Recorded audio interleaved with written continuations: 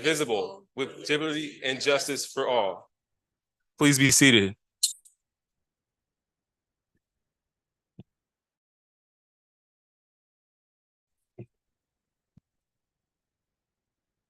Next, we will have approval of the consent agenda.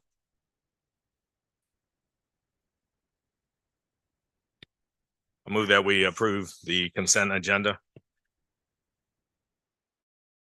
I second.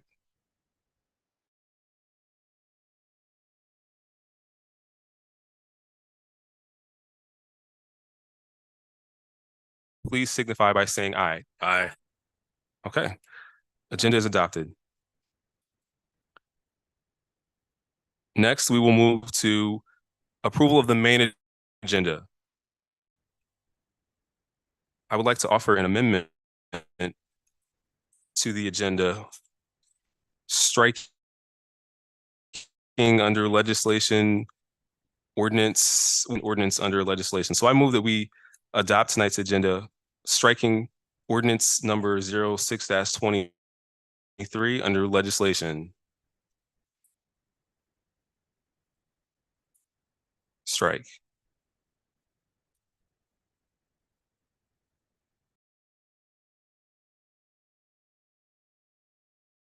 They're on the books with some of these parameters already, so we're going to strike this. Or I move that we strike it for that reason. Is there a second? I second. It has been moved and seconded that we adopt tonight's main agenda as amended, striking, I'm sorry, it has been moved and seconded that we adopt tonight's agenda, striking ordinance number 06-23. It's on there.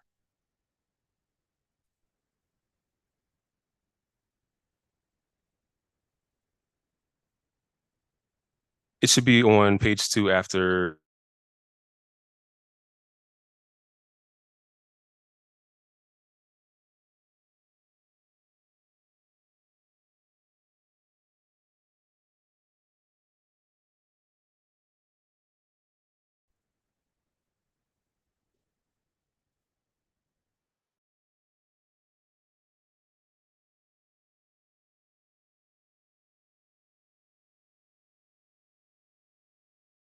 Okay, well, let's do this.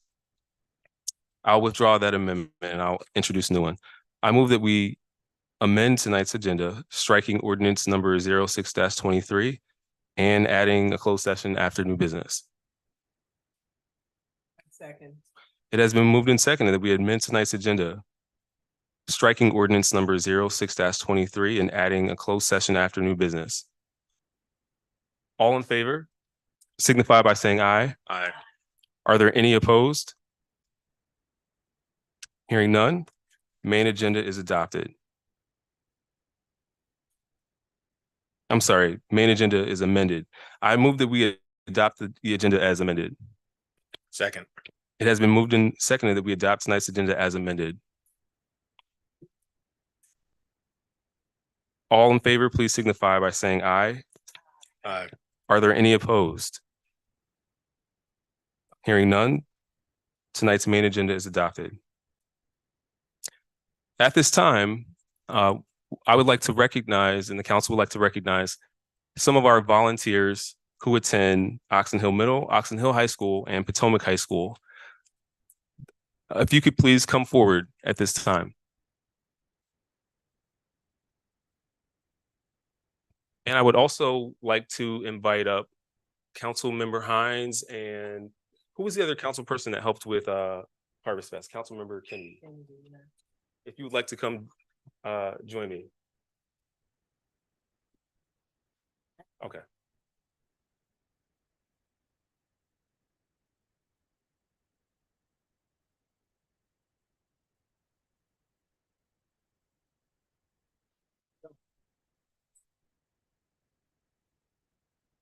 Be heard in this mic? Yes. Ladies and gentlemen, in October, we hosted our annual Harvest Fest, which includes several events that have happened in the town of Forsyth for many years, including the Harvest Fest, that's candy, food, crafts for kids.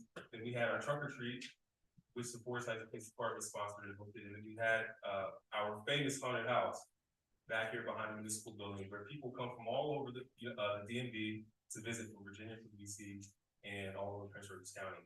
And while we had council members and staff make that a very successful event, we had a lot of young folks from our community come up and show up that morning and stay all the way until the sun had been down for a long time. We really appreciated their tenacity, their pleasantness during that day, and just the fact that they served with such great attitude. So today we're gonna recognize them. And we're gonna break you up, because I know we have several schools. So I'm gonna start today with Oxon Hill Middle School. So if you're at Oxon Hill Middle School, come forward.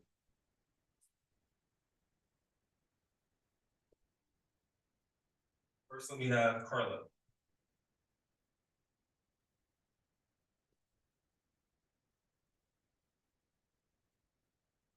And the certificate reads, the Town of Forest Heights Certificate of Appreciation, awarded to Carla Fuentes.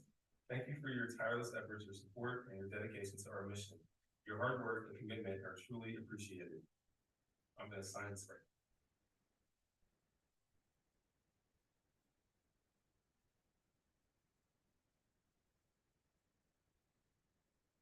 And we're gonna come over and take a picture with the other council members who sponsored that event. And you're gonna see in the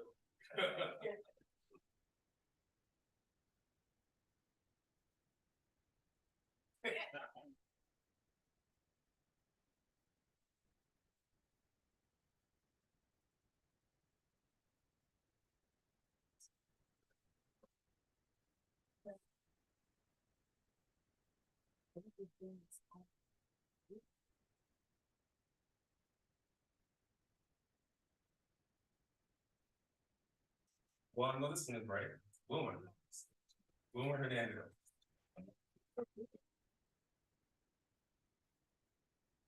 So, Wilmer, the Town of Forest Heights is offering you the certificate of appreciation.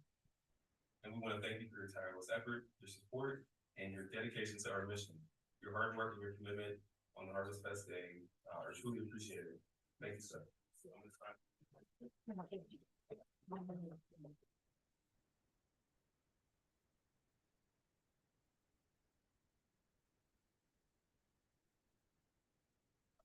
Picture. And we'll have you hold this in.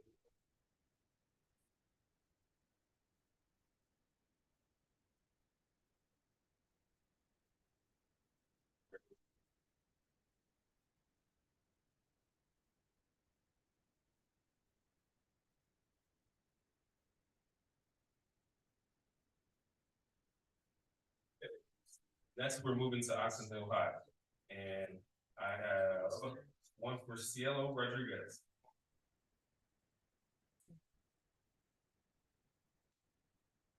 Not here. Okay. Well, Cielo, wherever you are, we appreciate you, and we'll make sure that you get this at a later date. I'll go ahead and sign.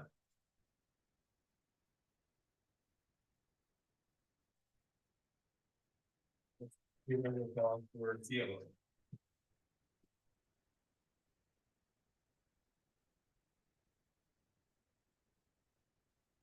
All right, next we have Oscar Molina.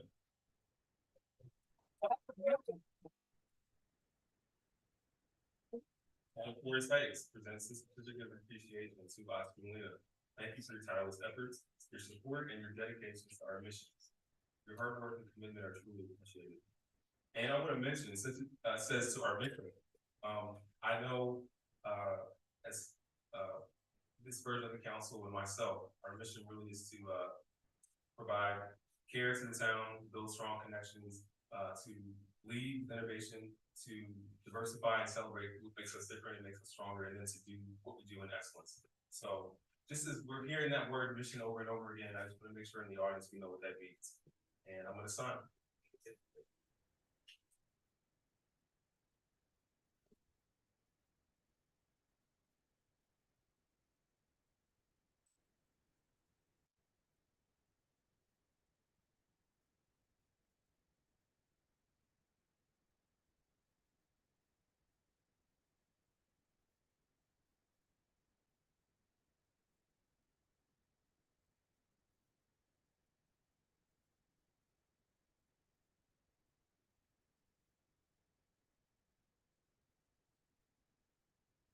Okay, I have one for a student from Potomac High School, Daisy Molina.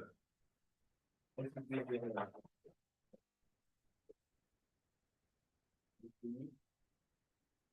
town of Forest Heights presents a certificate of appreciation to you, to Daisy Molina, and we want to thank you for your tireless effort, your support, and your dedication to our mission. Your hard work and commitment are truly appreciated.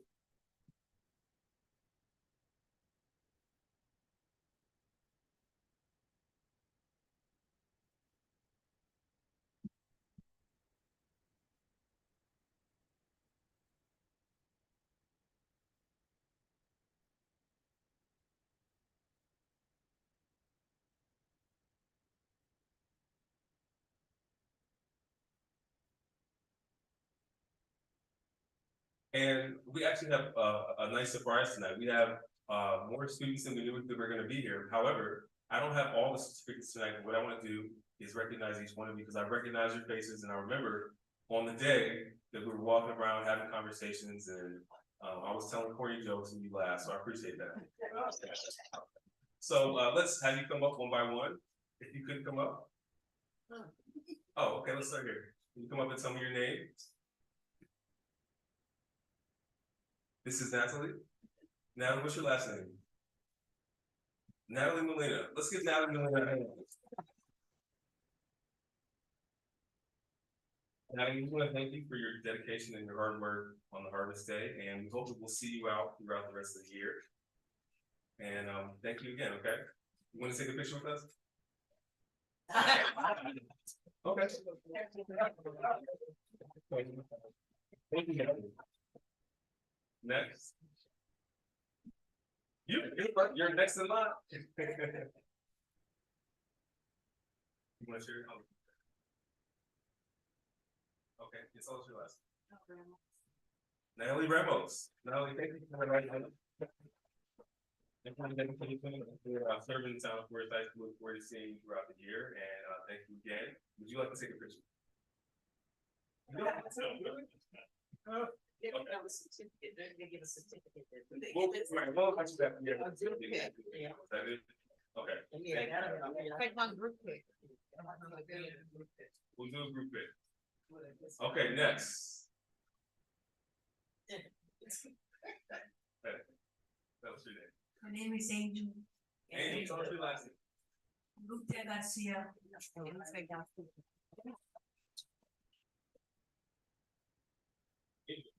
Thank you for your dedication and hard work. Town of Forest Heights really appreciates it, and we hope that we'll see you throughout the rest of the year. All right, thank you, sir. Well, wait, don't sit down. We're gonna take the group pic at the end. We're gonna take the group pic at the end. Yeah. And those of us who, those of you who already got your certificate, we're gonna take a group pic at the end. All right, let's have the next one.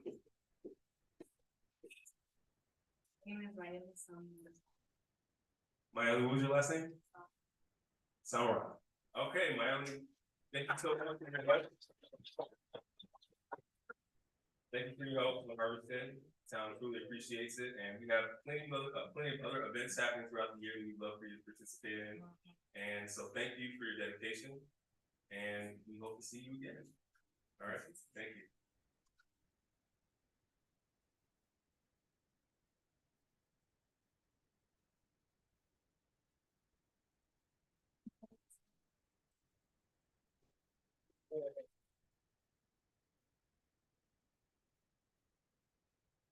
Emily, we want to thank you for your volunteering and the effort you provided on Harvest Day. Help make it a success.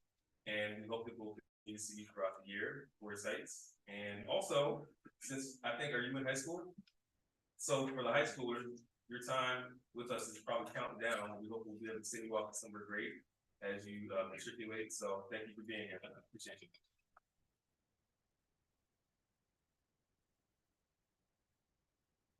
How's it going? Okay, tell us your name. Oh, I know you can tell us a little louder. A little louder. Michelle, let's see Michelle.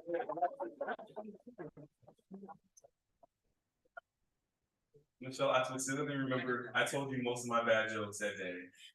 So thank you for laughing and sticking around. Glad to see you back today, and I know that we'll see you involved in some of the other events that we do.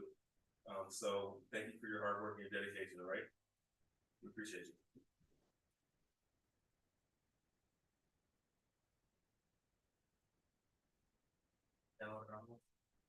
Mr. Ramos, good to see you again. Thank you for showing up that day, for having a great attitude, for sticking with us throughout the day from the beginning to the end. And we appreciate your service and hopefully we'll see you throughout the year and other events and that you're also in high school. Okay, I wish you the best. We'll have to do as you get towards the end of your career there and whatever you do next. Thank you, sir. Appreciate it. All right, let's do a big group photo. Let's get everyone to come over in front of the flag. We'll get one together.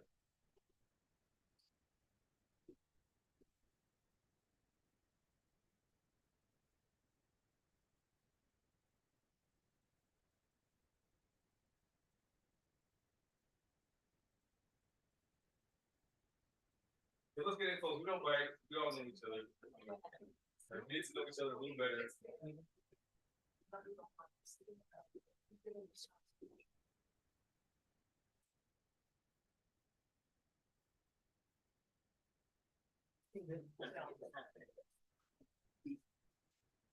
So you can stand on the step. Yeah.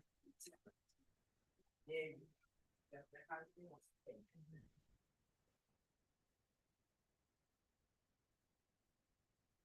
All right, Chief, give us a few minutes. Okay, 3. 1, 2, 3. You're looking long way, Chief. I'm gonna have one more. There you go. I got the photo for them. 1, 2, 3. Good.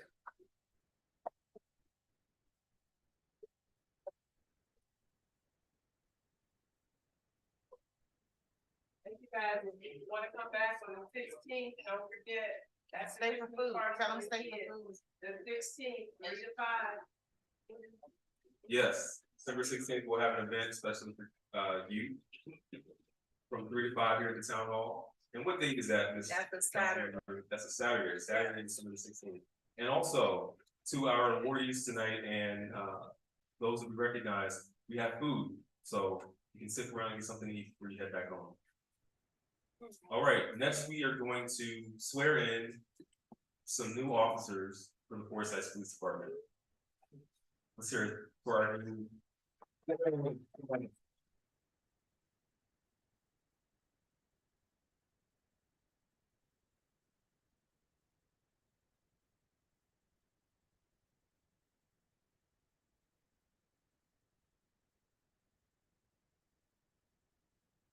So in the town of Forsyth, we've had a vacancy in our office of deputy chief for a little while, but tonight we are happy to announce that we have selected a very highly qualified candidate and officer. Well, I'm sorry, soon to be deputy chief Kirk Banton is going to be sworn in tonight.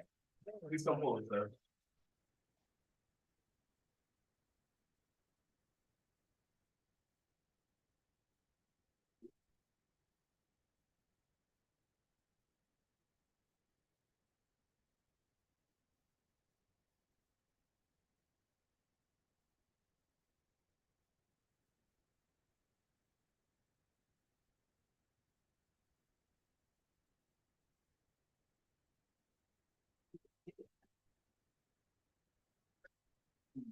Raise your right hand and put your left hand on the bottom.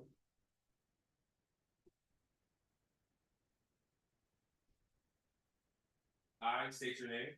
I, Kirk Banton, Do swear do swear that I will support the Constitution of the United States that I will support and defend the Constitution of the United States, and that I will be faithful be faithful and bear true allegiance and bear true allegiance to the state of Maryland to the state of Maryland,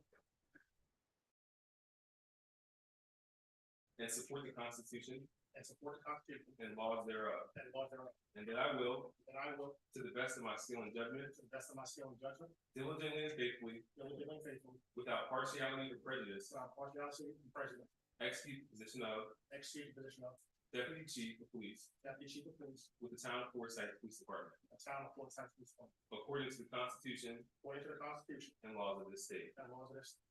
Congratulations. Thank you.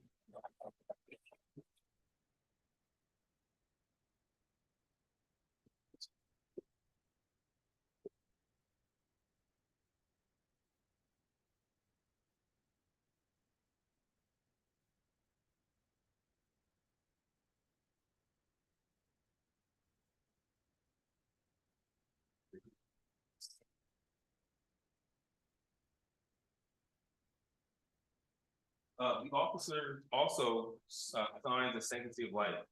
And this is an additional addendum, which says, in accordance with their assigned duties as a police officer, they also pledge to show compassion, whether on duty or off, and respect to every human life.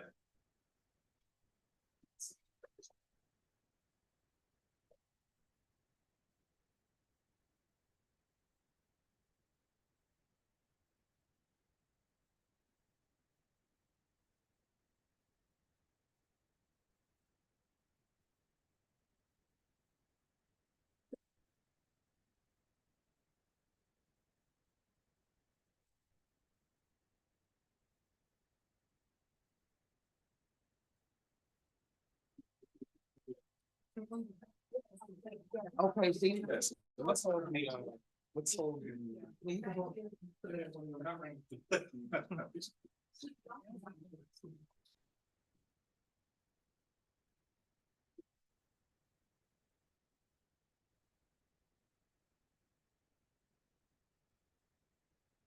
Ready, set. It's already.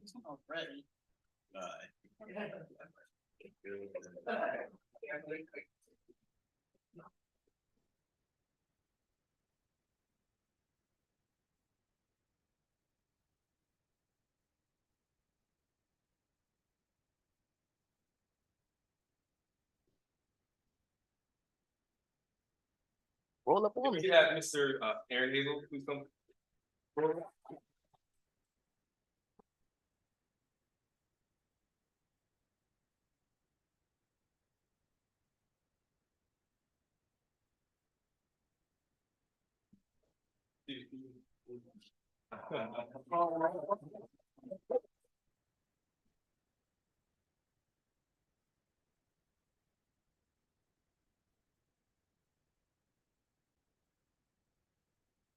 Raise your right hand, place your left hand on the Bible.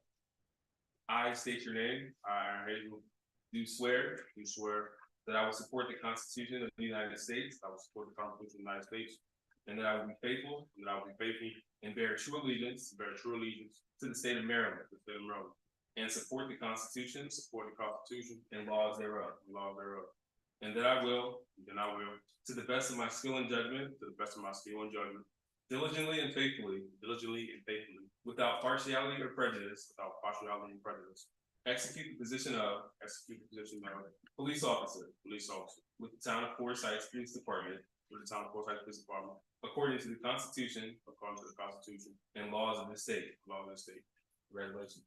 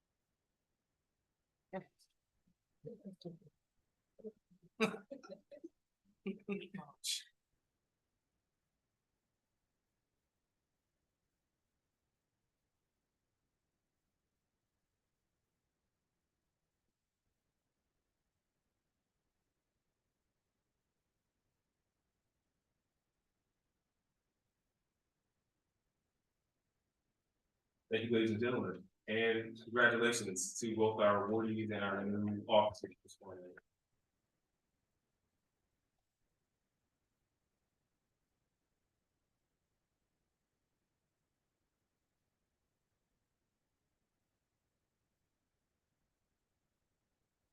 Next, we will have public period.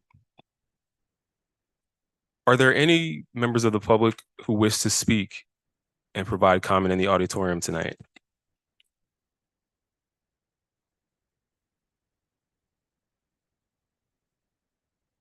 Okay, well, as a reminder, if you ever do have comments you would like to provide, you have 2 minutes to come speak openly before the council and the audience. Is there anyone online who would like to participate or speak during public period? Okay. Well, hearing none, public period is now closed. Next, we will have department reports. And we will begin with the town treasurer's report.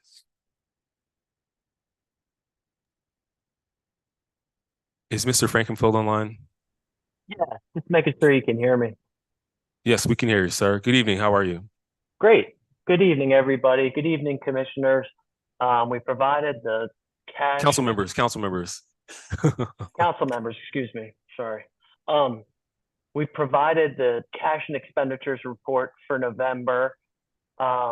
Any questions on the activity? Happy to entertain it. As far as cash collections in November, we were a little bit above expenses, the 450 that we talked about from the bond bill billing from October came in this month. We were also reimbursed by TD Bank for any of the fraudulent activity that happened during the month of November and prior. That was a pretty significant cash receipt this month. Expenditures are on track by department with what you're used to seeing in the other months. So I'll yield there and happy to answer any questions. Are there any questions for the treasurer's report for this month? Councilmember Brownson. Yes, you mentioned the TD Bank reimbursed you for the fraudulent activity. Can you just expound on that? What was it, a scam? What type of fraudulent activity it was and how was it resolved? Yeah, so the majority of it was fraudulent checks. Somebody created check stock that mirrored the town's activity, had routing numbers, had account numbers on it. They were presenting them from TD Bank. The mayor initially caught the activity, I would say, end of October. So we talked to TD Bank. We've got various security measures in place right now. They're opening a new operating account. We want to get the activity out of the current account that's compromised. We've also added another security feature, which is positive pay, which is where we are, when a paper check is written, we're loading it to the bank. And then we enter, okay, this payee, this dollar amount, and then the bank has instructions not to cash that check unless we've entered it in the system. And if the bank finds any checks, it comes to the mayor and myself for decision before the bank pays the check. So all in, I remember the total being about $130,000 worth of fraud. We have been reimbursed in full for all that activity. And other safeguards are being put in place. Thank you. Thank you for that question, Councilmember Brownson. I would also add that there's check block on the account, which means all of the checks, paper checks that are being presented that come to the account, they're automatically being returned by the bank, which I'm verifying. So in addition to the fact that we submit ones that will be processed, if we have a paper check need to be issued, all of the other transactions that come through paper checks are being blocked and returned immediately. So that's one way that we've been able to combat and chomp down on the fraud. Are there any other questions for the town treasurer's report? Councilmember Kennedy. This isn't per se about your report, but I was just curious what the status is of the audit. So we are working through the 21 audit with UHY, which was the contracted audit firm. Their customer service hasn't been great. Felt like the pace of the audit hasn't been suitable. We're getting, duplicate requests for the same information. Our point of contact isn't quick to return phone calls. We got a new list. We're working through that list. We've expressed, hey, we have to keep moving on this. We have to wrap this up. I think we're getting traction on it, but it is still in process. If I were to project, I think we're probably at the end of the year to wrap up the 21 audit, would be my estimate.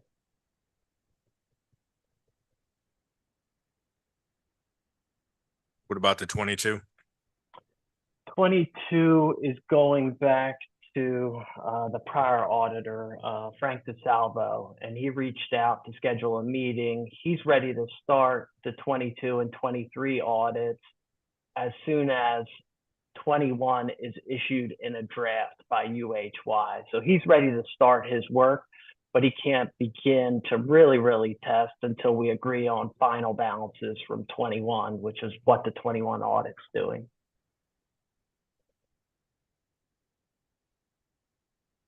Thank you. Absolutely. Any other questions for the town treasurer's report? Thank you, Mr. Frankenfield. Next, we will move to the Department of Public Works.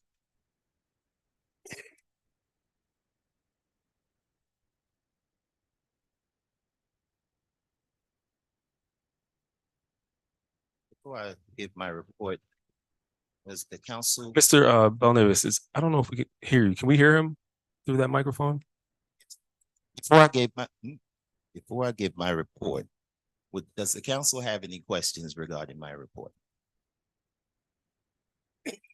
Councilmember Brownson. I noticed your personnel flow chart, and I see that you have a operation manager now. Yes, And that's a new position. yes, it is. Was it created? I mean, how's this funded? When was it created? And you know, this person is I mean, this new position just came out of you build a new structure.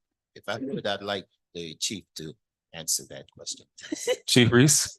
Absolutely. The position is operations manager. So recently, you know, when we have the I guess the partnership with District 8, we're receiving a lot of influx of requests. And so what we needed, Public Works doesn't have the staff to fulfill those requests in partnership with District 8.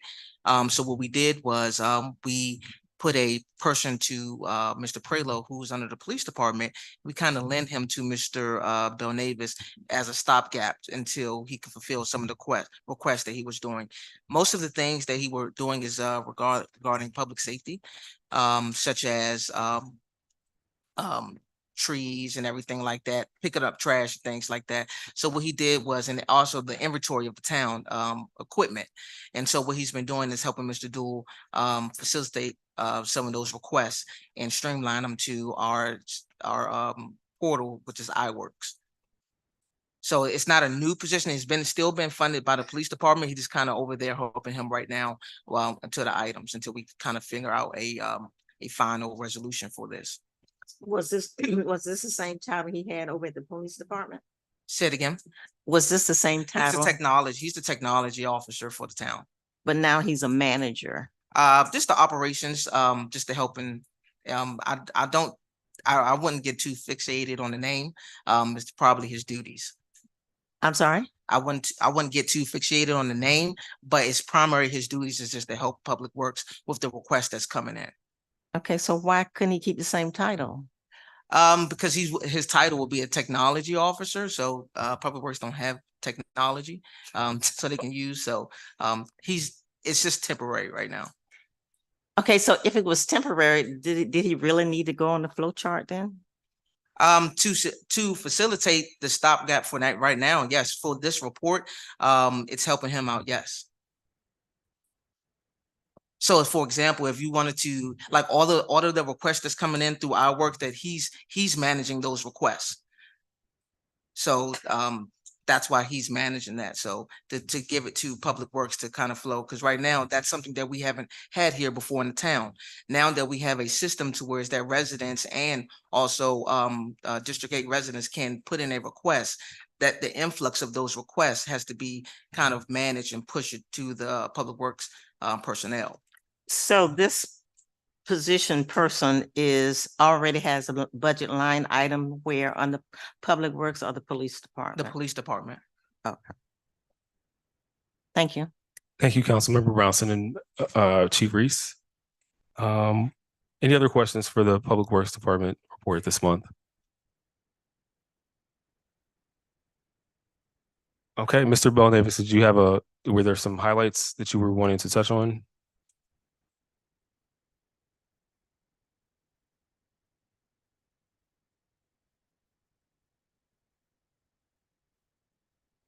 Yes, first of all, I want to say good evening to the mayor and council members. Please Good forgive the- evening. Please forgive the typo where it says daily activity report for the month of, it had October, it should be November.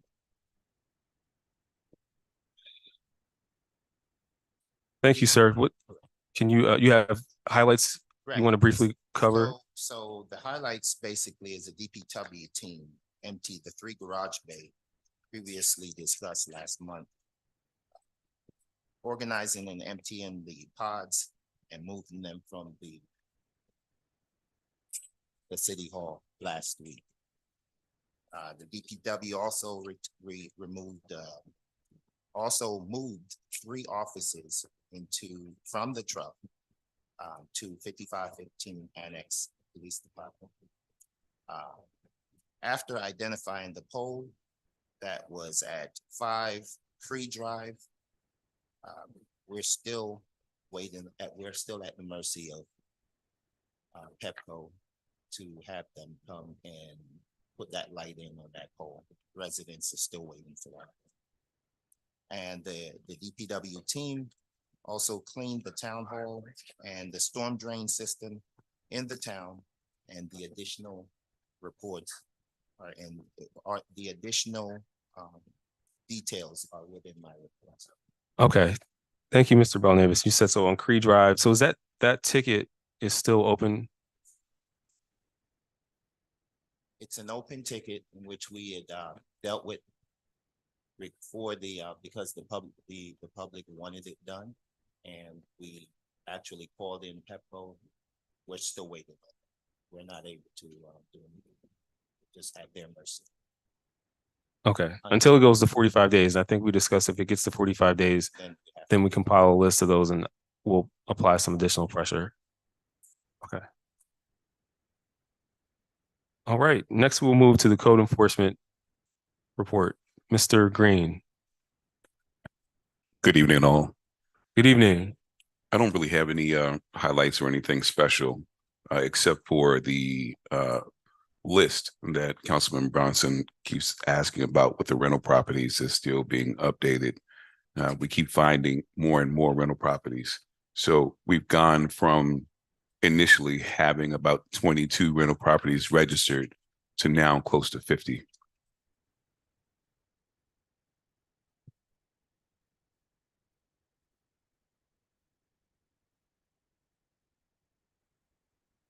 We also, I know we spoke before, Mr. Mayor, about the problems we're having with the driveway, but with Mr. Connor and our town attorney, he has been working on an ordinance to try to streamline this process so that we can alleviate that problem, because it is becoming it is a big problem in the town, and it's throughout the whole town. Specifically, tell me a little bit more about the issue with driveways that we're talking about. There's a number, countless numbers of, I want to say, I don't want to say illegal, but improper driveways. Folks have created parking spaces, parking pads, and driveways without having them go through zoning through Prince George's County. So if the plats were pulled, those properties will not be on, those driveways will not be on the plats. So they're relatively non-existent officially, but folks are still parking their cars however and wherever they really feel right now. So we've been dealing with it on a case-by-case basis, but we're trying to find a better way to deal with it so that the town can deal with it all at once. So we're working on that right now. Thank you, sir. Any questions? Council Member Noble. Yes, on the rental property, and this isn't for you, this is just for the whole body. I think finding the number of rental properties that you think we have, that's a great thing. However, the question is, what is the rental rate going to be? And that's a treasurer question, that we need to get the rate now so that we can notify those who rent their properties what the rate is? Because that would change the income into the town, the rate, the rental rate. Because right now the rental rate is the same as, You're talking about the property tax rate. yes, for rental.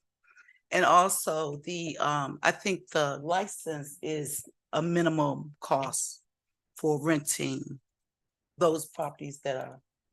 I think that's a two-part issue. We're dealing with the tax rate, and we're also dealing with the cost for rental properties. Right. Mr. Khan and I have been talking about that for a while, and he's actually working on a formula which help to streamline and give a fair rate for each property, and he can tell you more about that. Okay. You don't have to, unless you want to. No, thank you. No, okay, thank you. And this is code enforcement, I think, and public works. There's a lot of mattresses on the curb and they're not covered, but residents, we have to continue to go past them. So if we don't tell those residents that they need to cover it to get it picked up and not wait for a citation, it affects the looks of the town, the beautification. So it makes the town look ugly. So could we at least put a note on the door and say this needs to be covered, pull it back, cover it, or pick it up and maybe create some slight fine. Thank you. With each of the mattresses that have been identified, they have been cited. Well, and we give out the notice of violation first. It's a 3-step process before it gets to a fine. So we give them the notice of violation. One of the reasons why we're giving out the notice of violation, or 2 reasons. One, we have folks who complain about trespassing and going on their properties, although we do have the right to do so. So to alleviate that problem, we send it out certified mail. But as long as we can keep funds in the mail system, we can get those things out at a proper time.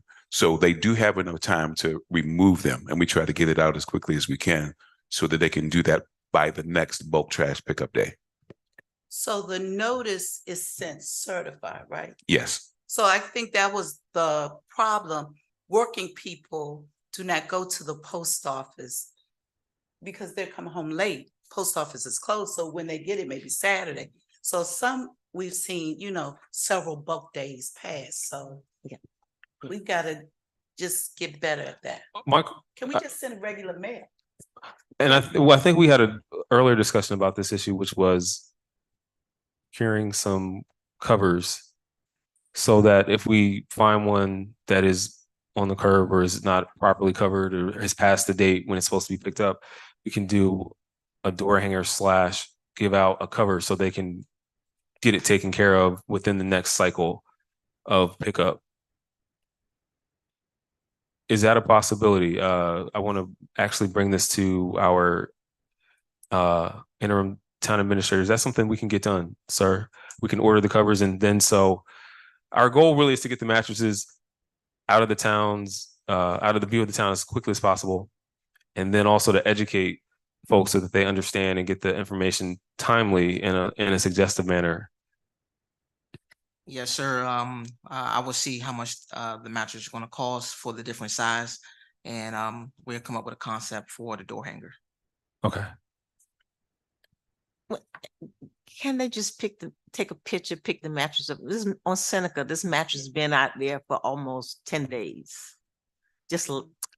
Well, that's a question. I'll say let's take into consideration what else we can do to move them faster, and we'll come back with a solution. Potentially. Based on I'll let town administrator and code enforcement come up with what's going to be a sustainable solution for that problem.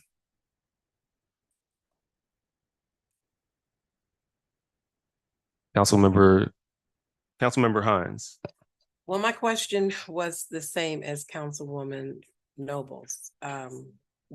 The mattress, and I was, also saying that we had suggested to get covers, and and it was a costly. I don't know, it's however much we pay for it, but just let them know that that is an option. So that's what my question was going to be, or statement.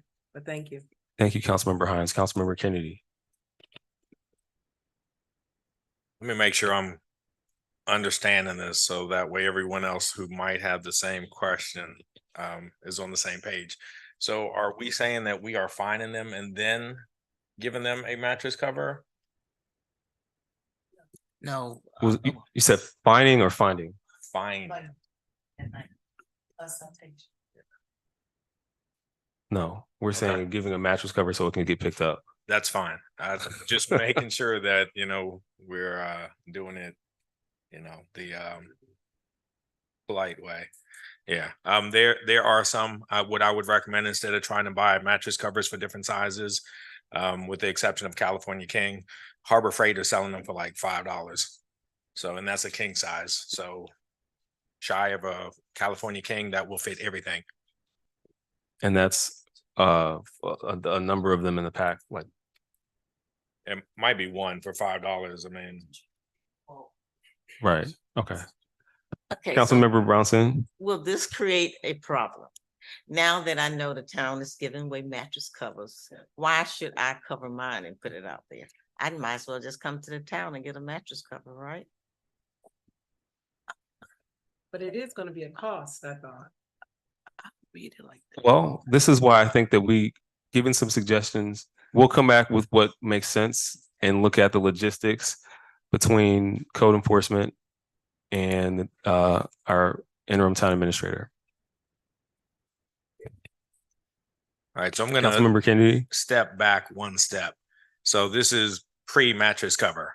I know Mr. Green and Mr. O'Connor were talking about the fines and what have you, because it does need to be revisited. If y'all plan on having a powwow or meeting, I would like to be part of that, because there are things that truly need to be rectified. All right. So just give me a call whenever. Both of y'all, I hope, have my number. All right. Thank you. also, on that point, I think we've got committee hearings happening next month. Would be a great topic for Public Works Council Committee to discuss.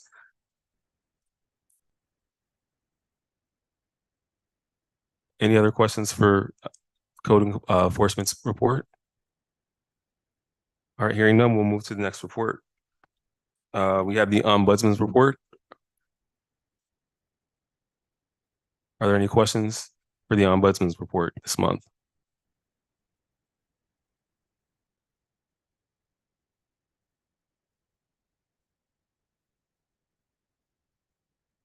Okay, hearing none, we'll move to Youth and Community Outreach Bureau.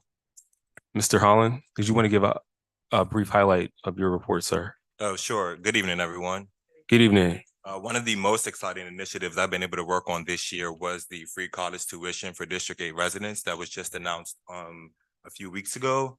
Councilmember Burrows partnered up with PGCC as well as the County Council to allot $2 million for free community courses to complete the associate's degree with the potential to transfer to a university. That went live, I believe, the week of the week of Halloween, but it's going to serve over 1,000 residents. They already have about 156 residents already enrolled at PG that received the notice saying that their future classes for the spring will be taken care of by this local impact grant. The funds were generated from the MGM Casino.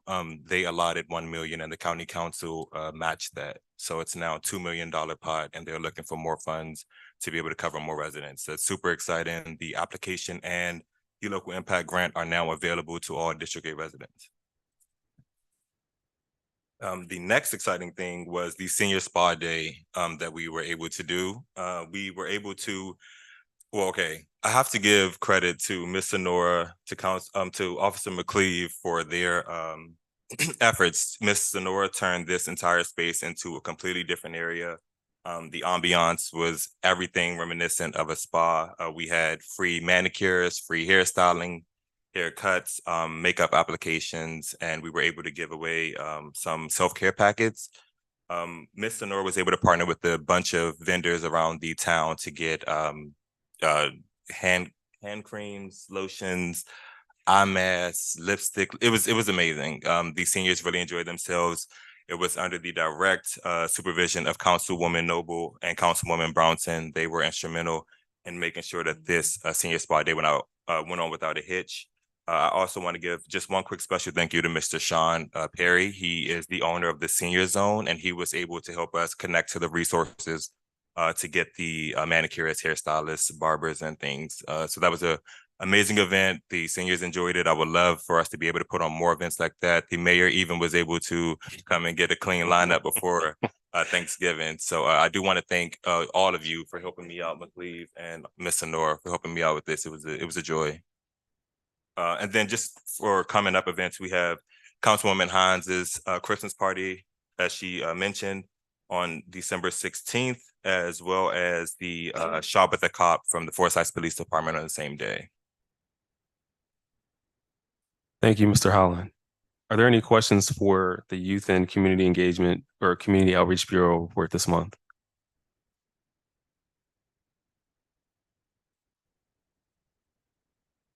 Hearing Council President McDonald.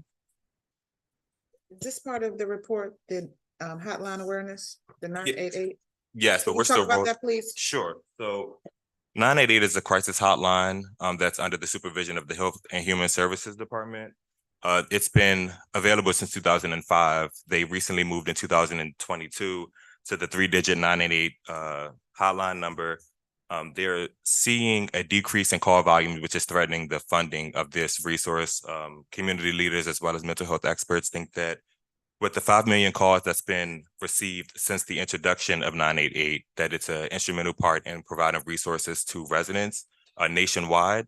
And we're trying to get the schools involved with spreading the awareness of what 988 is, just so we've seen an increase in ages 10 to 24 experiencing mental health crises. We want to target these high schools first and then kind of filter that out down to middle schools and then throughout for community events. But we're still working out some kinks with this, but it's slated to go forth in January now.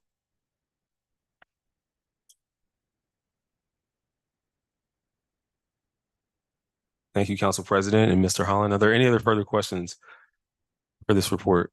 I just want to say, I would like to hear more about that Okay. as we move forward. If you would like to be a part of the planning for the local high school visit, you can. We can talk about that. Sure. Thank you. All right, next we will move to ARPA Project Manager.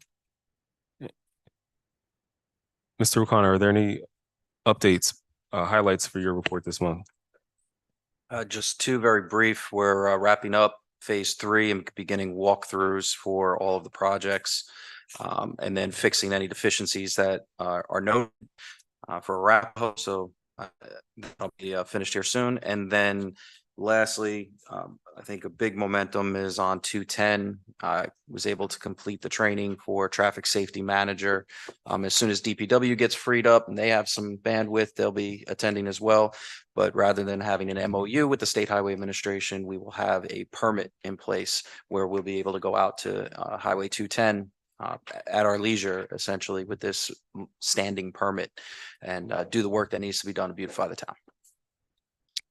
Oh, Mr. O'Connor, I'm going to ask you to restate that part, put a little emphasis on it, and talk just briefly about what it means for what's the benefits of folks that live in Forest Heights. Sure. If you could. Sure. So the emphasis on this is that the town has been trying to negotiate a memorandum of understanding with the state for some time. We were finally able to resolve it, and the permit is a very simple process for the town to participate in. We have to have a traffic manager or somebody that oversees how the traffic flows and the safety of the employees that are out there. But what this means is we don't need to go through an elaborate process. It is something that we can apply for annually.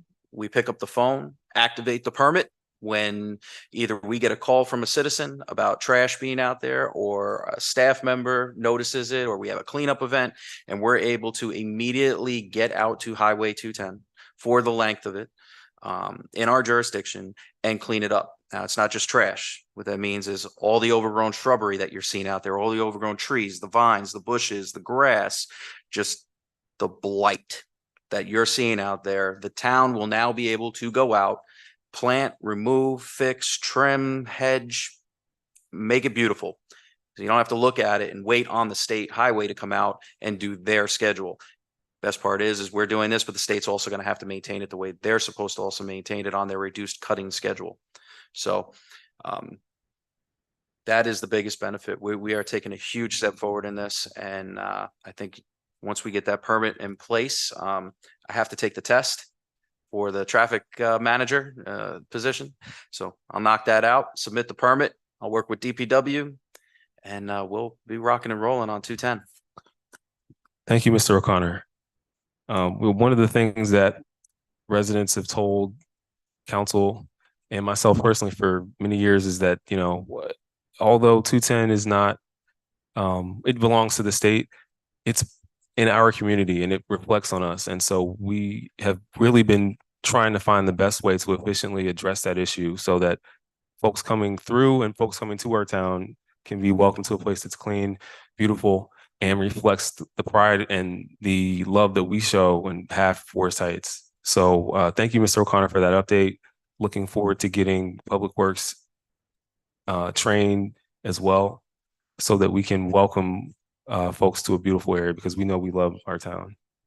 Councilmember Brownson. I may have missed it, but Sure. I know you said it's an MOU, but is there any funds attached to this MOU? So we're not doing the memorandum of understanding. We're doing a permit that just allows the town to go into the state's right of way to clean it up. And the answer is no, we are not being reimbursed for whatever we do on Highway 210 because the state is going to continue to do their work that they're supposed to do. This is in addition to what the state sees fit as cleaning. So no money. Okay, thank you. What I would note that we have a significant amount of beautification funds, which are to be used in the district in our community. We can use for beautification. The reason why we decided not to do the MOU is because the state would have turned over all the responsibility to maintain that portion of the highway to us, and we would have been paid a small portion, about $6,000 or less for the entire 12 months. But we would have been responsible for the maintenance all year long. All year round, and they were not going to continue to come out. So it was a negotiation so that the town gets access to do what we need to do, but then the state still comes and performs their regular maintenance. Council President McDonald. And I just have a question about that maintenance schedule, Mr. O'Connor. So are we aware of the maintenance schedule, the state's maintenance schedule? So any efforts that we do try to impart, it is coordinated well and we're able to execute, you know, without having to think about it with paying or having to pay or use our resources, you know, unnecessarily. So the state's cutting schedule, the answer is yes. And I can go get that into detail for you if you'd like. But we are aware of the schedule and can stay on schedule with them. Cutting is based on a public safety need, based on the reduced cutting schedule. So it could be every 6 to 8 weeks, they may come out and actually cut the grass. But if you've noticed, they haven't done much of anything else out there. So it's on a public safety need. Thank you, Council President. Councilmember Kennedy. 2 quick questions. We're talking about the section from Bald Eagle Drive down to Livingston, correct? Yes, it actually runs a little bit further down to 10. So we're able to pick the trash up. I don't remember the exact GPS coordinates off the top of my head. I can get it to you, but it runs further down to 10. So it's not just Eagle Harbor, Livingston. It runs a little bit further down. Anything that's in our jurisdiction, we have the right to go ahead down and to the DC line. Yes. Okay. And quick question. The other quick question. Speed humps on Delaware Drive. Yes. Any idea where it's tentatively going to be? Because it's twisted on the top and the bottom. So yes. I actually had a map on the location where it'd be recommended, and it's actually at the called the joints of the road. So where the roads actually curve, that's where I would recommend placing them. After trying everything else on that roadway, that's going to be the most logical decision. Okay. After the meeting, can you just point out where they are for me? Absolutely. Appreciate it. Thank you. Thank you, Mr. O'Connor. Are there any questions for the ARPA project manager's report for this month? One quick question, Mr. O'Connor, about the tree program. So we're moving forward with it. The resolution was approved, all that kind of good stuff. But we were talking about getting out a notice to the residents and the communication plan. So I see in your report that we're looking at developing a communication plan, but where are we with notifying residents? At least. Yeah, you can pick up after I. Chief Reese? So we have the flyer and I pass it on to the comms team. And I think for further finer detail, I'll pass it on. So it should be going out this week. Remember we said that we were going to do the survey. From the last meeting, we've already been getting residents calling in. So the administrative assistant downstairs has been keeping track of those and sending it to my email. And so what we're going to do, we're compiling a list. So the when we do send out the flyers, we're going door to door and we're sending out the survey. And it's also going to be on our video message boards throughout the town. So that should be done this week. Okay, sounds good. Thank you. Thank you, Council President. Any other questions for this report? Yeah, I have a question about the survey and the flyer.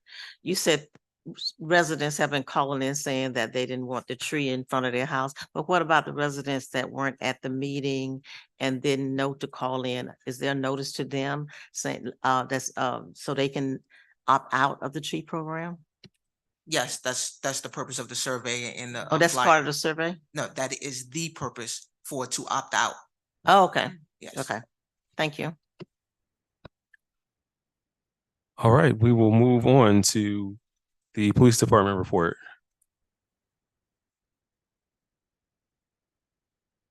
Are there any questions for the Police Department report this month?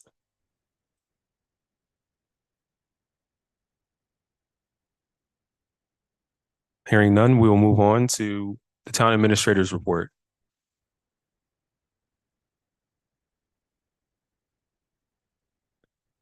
No, it's not. Chief Reese, did you have any significant highlights for this month? No, sir. I do want to, I guess, police and town administrators. So Sure. I do want to give the residents as we go into this holiday season to be aware. This was not able to make it into the report because it's already submitted, but the 7-Eleven that's at 5521 was robbed by gunpoint on the 30th. This happened around 11:30 p.m. The individual came from the Livingston Terrace area, and that's the way that he fled. This investigation is being led in conjunction with Forest Heights Police and what's also with Major Crimes Division of Prince George County Police. So I do want to emphasize that when our residents are going out, make sure that you're being aware, especially at our gas stations, that you know that you are looking before you get out the vehicle and just be aware of your surroundings. Even though the police cannot be everywhere, and we must also notice that criminals are observant and they know when we're not there, even though there is a surveillance camera in 7-Eleven parking lot that is audible. They still did what they did. So I just want to make sure everyone that is aware of what is currently happening around our county. Thank you, Chief. Are there any questions for the report for Town Administrator?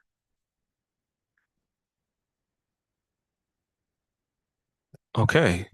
Well, hearing none, and considering we have many young folks in the audience who came to join us today as they were recognized for their efforts on Harvest Day, and we have plenty of food in the back that we want to make sure you take advantage of.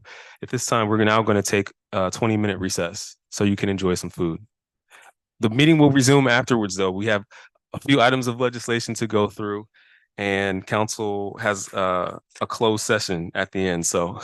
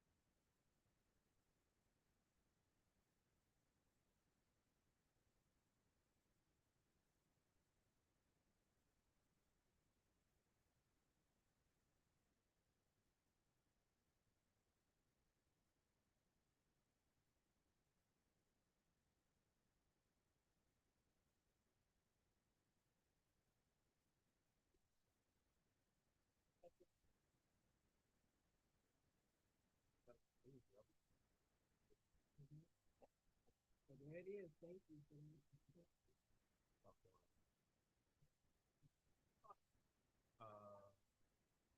U.S. Donald. U.S. Donald. U.S. only has a flash. They don't have.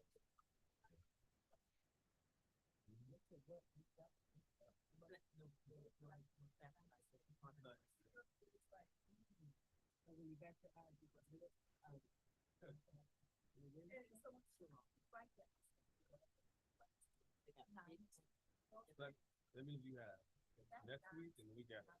Definitely. Okay. And what's a good time for you? Whatever. 5, when it starts getting dark? We're gonna move it. We can have it Saturday. We're gonna do it a weeknight or a weekend. Saturday. Yeah, we should do it the Saturday, 22nd. No, the 23rd. Wait, well, that's what the same day. See, you got competition because they're going around and do The Santa. 22nd. They're going around and do Santa. They're going on Friday. We could do it that Saturday. The 23rd, are you still available? What? I'm leaving on Sunday. Okay, so we can do it Saturday, that's the 23rd. Okay.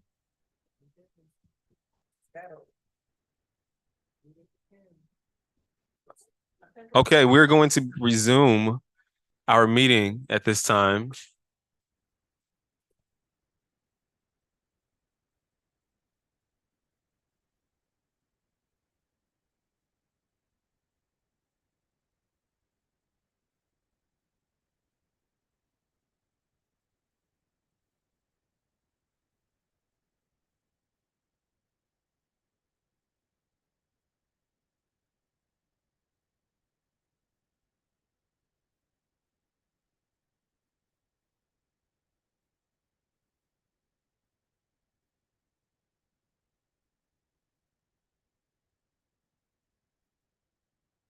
Good evening, ladies and gentlemen.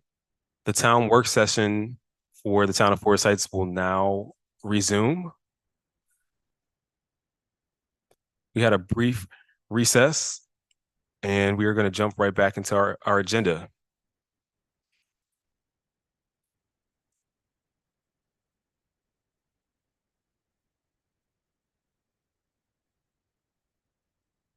Just one moment.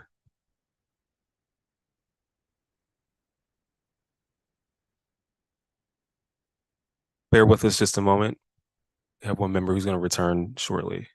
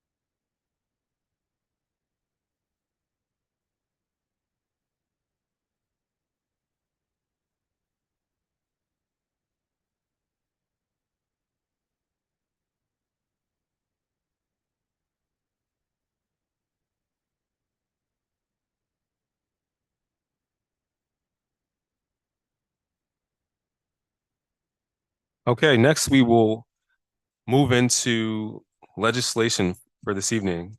And first, we have Resolution 93-23. This is a resolution to authorize the mayor to distribute Christmas bonuses to the town employees. And this is introduced by myself, Mayor Lilly.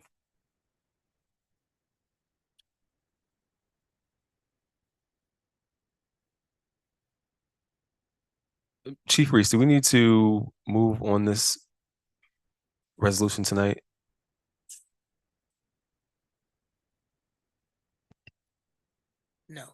If we do the next meeting, we're having a time there. Yes, we're having a time if you want to do it by the next meeting on the 20th. The next meeting's on the 20th, which means, well, we need to do that tonight. Yeah. It won't be effective. Okay. Well, I move that we adopt resolution 93-23. Second. It has been moved and seconded that we adopt resolution 93-23. Is there discussion? Councilmember Brownson? So, I looked at the resolution and I looked at the line item that is coming from 9002.00. And I did not see this amount in this line item for 2024. It says on a notation, it was moved to general government administration. But I don't see this line item under general government administration. Okay, well, we have someone looking up the line item now just to double check and make sure it's correct. Make sure we don't need an amendment.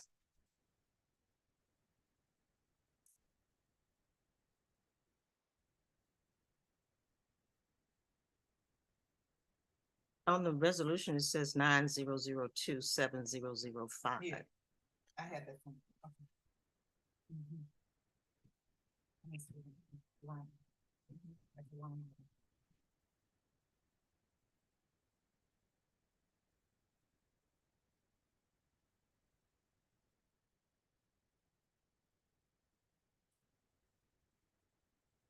Also, while you're looking at that, if they took the line items from the 2023, it has $7,000 in there in 2023 fiscal year. But if you look at what they're asking for this year, it's well over that $7,000. Even if you were to move it from general. Well, we'll get a confirmation on exactly what it is.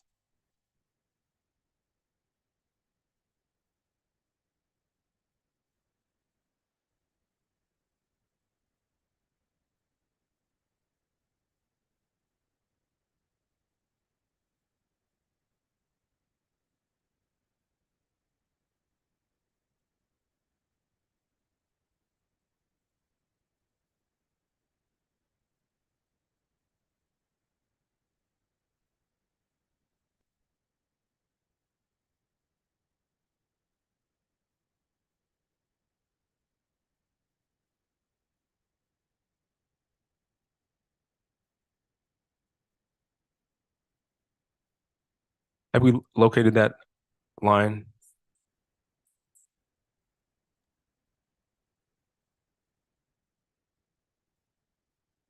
Mayor.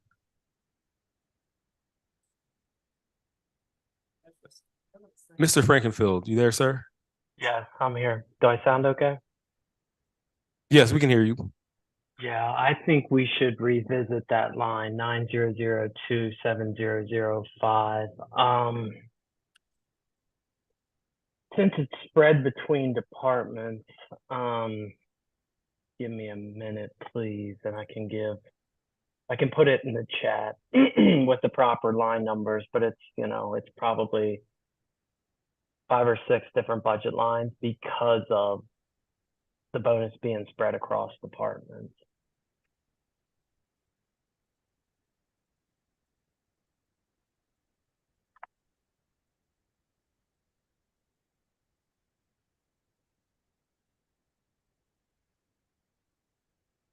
I don't know what is this. What he's explained is that salaries and compensation for employees is under a line item for each department. And so I think he's proposing to pull the funds from each department's salary line item.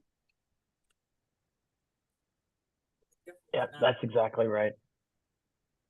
Employees anymore. So, but we don't have excess in each department's salary lines. Is that the correct proposal, Mr. Frankenfield?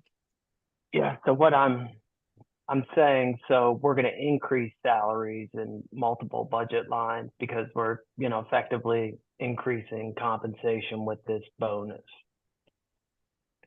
So the question is where's if we're gonna maintain a balanced budget, it has to come out of a budget line. So if we increase these 10 different department budget lines, what's the increase? Does it come from fund balance, which is the savings for the town? Are we gonna decrease spending in another budget line is my question.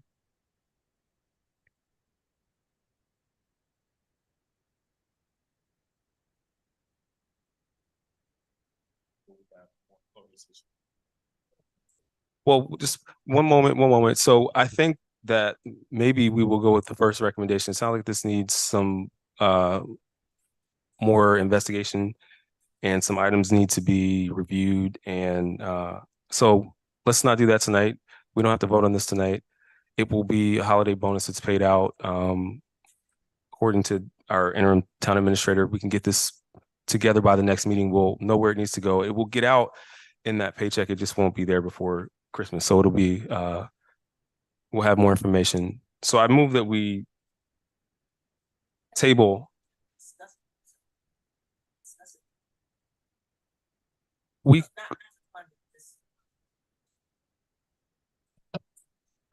I think that we should just go back to the drawing board and make sure we have a clean resolution that we can bring before council. Was there a specific question you had?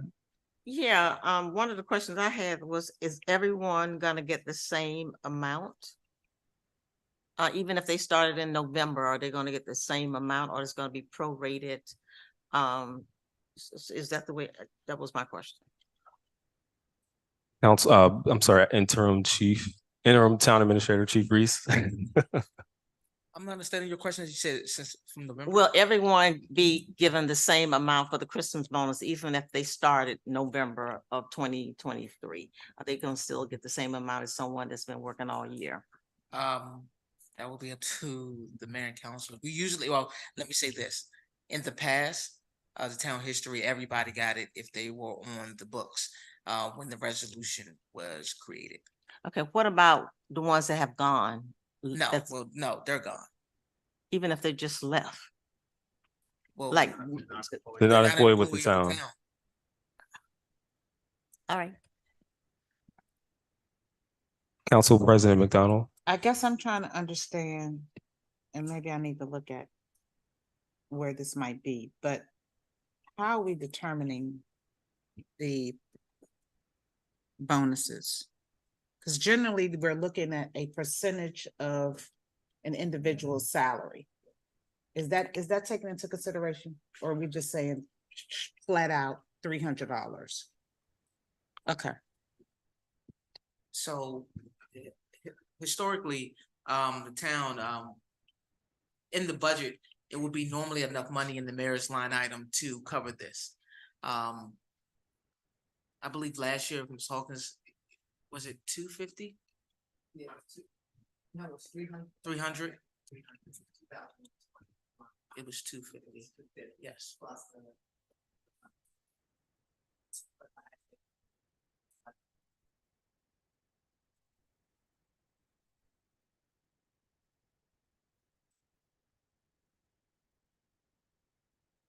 Okay. Okay.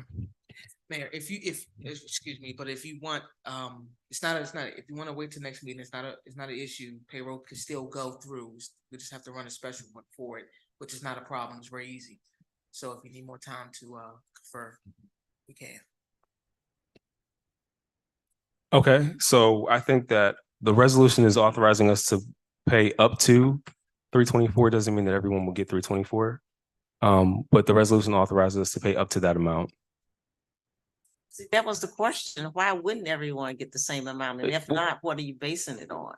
Well, Council Member Brownson, I don't know that the question was that why doesn't everyone get 300? I think it was just a question of how was it formulated. I think we'll come back with some more information about what our plan is to do this year. So you saying you're gonna figure it out?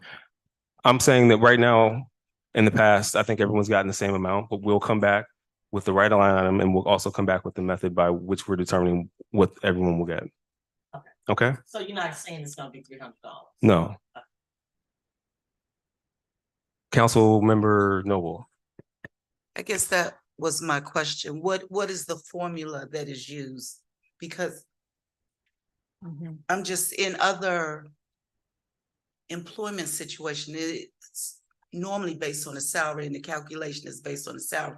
Not that everybody in the organization gets the same amount. It varies. That's why when this says not to exceed, it leads me to think that there are various amounts, but none to exceed that amount. Council Member Kennedy. That's the wording that was used for as long as I can remember. And they say that just so that way people are gonna ask, you know, what's the cap? So that is the cap, but of course it would be wrong to, you know, to not include the FICA. So that way they're looking for the full 300. But in the past, anyone who was employed at the time that this was passed got the same amount.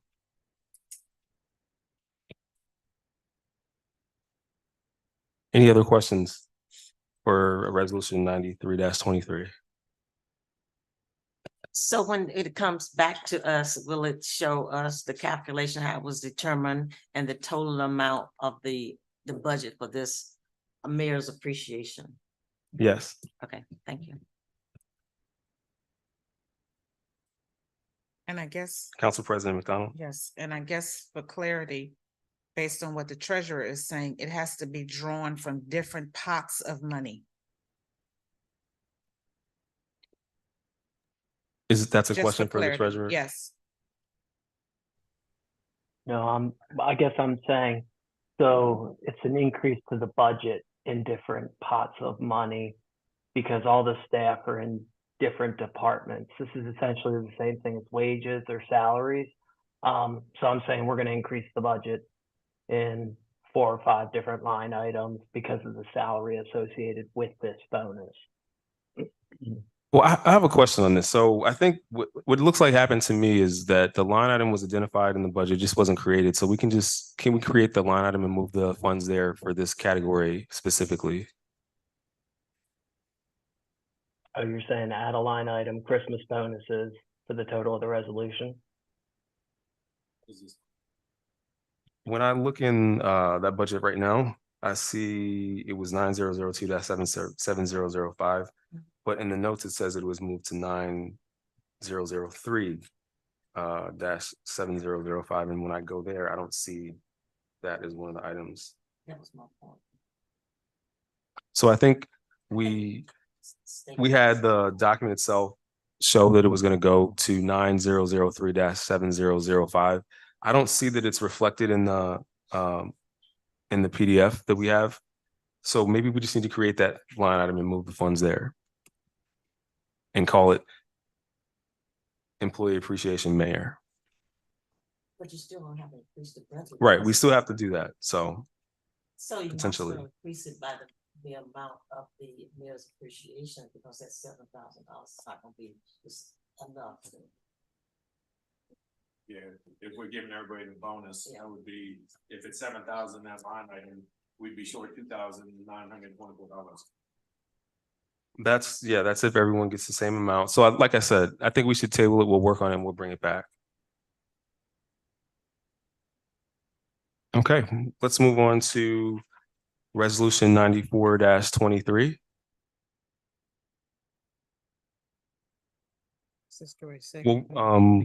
Well, so I move that we table resolution 93-23 until the December 20th meeting. Second. It has been moved and seconded that we table resolution 93-23 until the December 20th meeting. All in favor, please signify by saying aye. Aye. Are there any opposed? Hearing none? Okay, motion amended, or excuse me, motion tabled. It's late and I didn't eat. I ate before the meeting, so I'll eat after. Okay, so now we are at resolution 94-23. This is a resolution to accept grant funding from the National Police Activities League and to adjust the sums and amounts for the fiscal year annual budget beginning July 1 and ending June 30, 2024.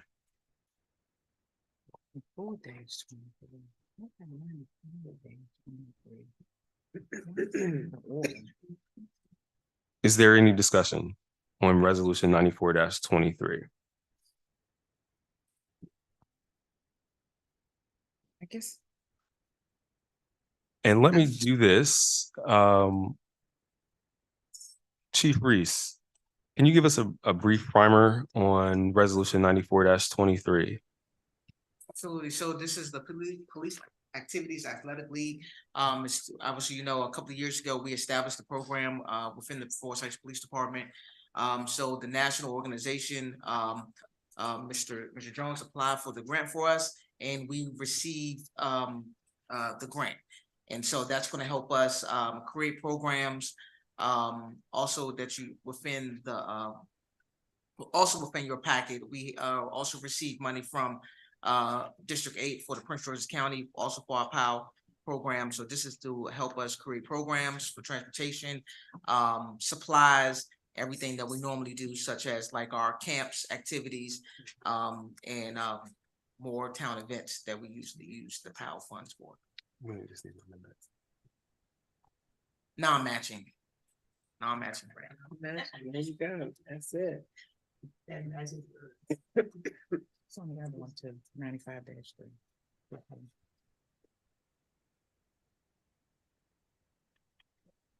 Thank you, Chief Reese. Councilmember Noble. Chief, are these funds in hand? So we have to request a drawdown once you guys approve it. Thank you.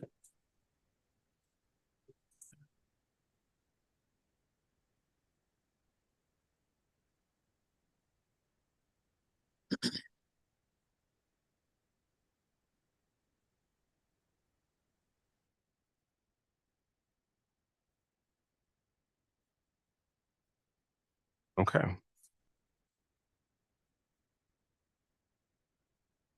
If there are no further questions, we will move to the next item on the agenda.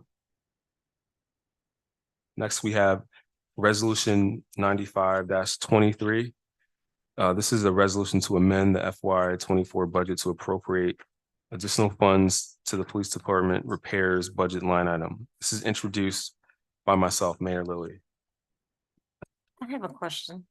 The resolution that we just discussed, do we need to wait to approve that? Can we approve that tonight if there's no further discussions? Well, we can. It had been requested for our work sessions that we go through the legislation, read it, discuss it, and then move on and vote on the second meeting of the month on Wednesdays. However, if the council wishes to vote tonight and all are in agreement, I'm fine with doing that. Yeah, I think some of them require us to, think about them longer, and some of them just can require consent. I think this one is one that I don't think anyone have an objection to approving it tonight. Okay, well, if we do so, I think we do need to make an amendment to this one.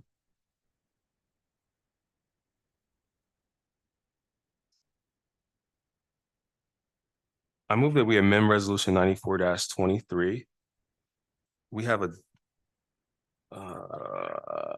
duplicate whereas, so the 1, 2, 3, 4, 5, 6. I move that we amend resolution 94-23, striking the 6th whereas, which reads section 33-20 B11 of the town charter. We have that as the first whereas, and it looks like it appears as a duplicate. So I move that we strike the 6th whereas in this resolution. Is there a second? Second. Oh, go ahead. It has been moved and seconded that we amend resolution 94-23, striking the 6th whereas. All in favor signify by saying aye. Aye. Are there any opposed? Okay, resolution has been amended. I now move that we adopt resolution 94-23 as amended. Second. It has been moved and seconded that we adopt resolution 94-23 as amended. Madam Clerk, please call the roll. Yes, sir. Councilmember Noble, Yes. Councilmember Little, Yes. Councilmember Kennedy II, Yes. Councilmember Hines, Yes. Councilmember Brawson, Yes. Council President McDonald, Yes. Mayor Lily, Yes. motion pass.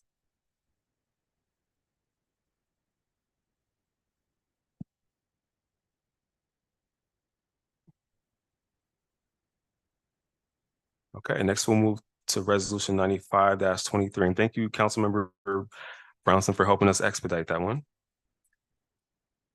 Okay, and again, this is a resolution to amend the FY 24 budget to appropriate additional funds to the police department repairs budget line item. And is this one that we need to vote on tonight? Chief Reese? Absolutely. If you want me a brief on it.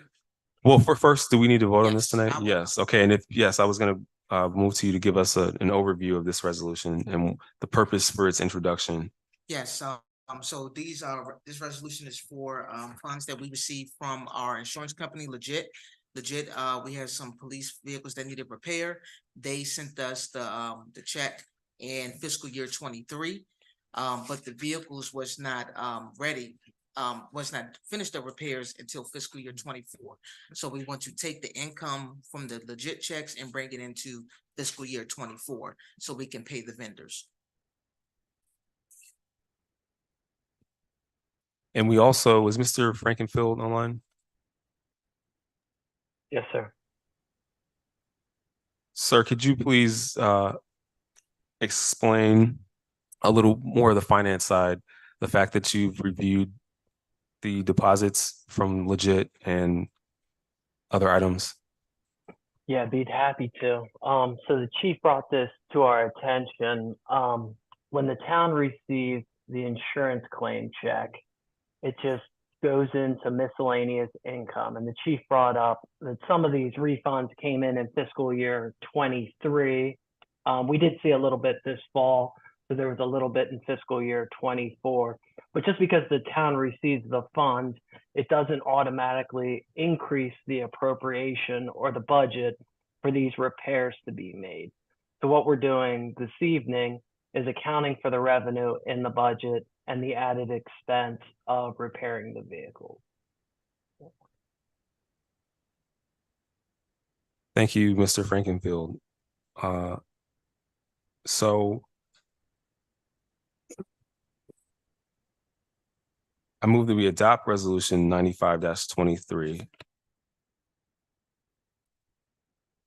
Thank you, Council President. I move that we amend resolution 95-23, have a duplicate whereas in this resolution.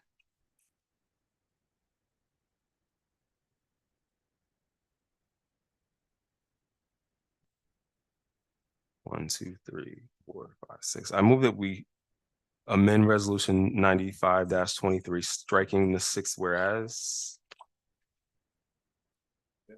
Fifth whereas.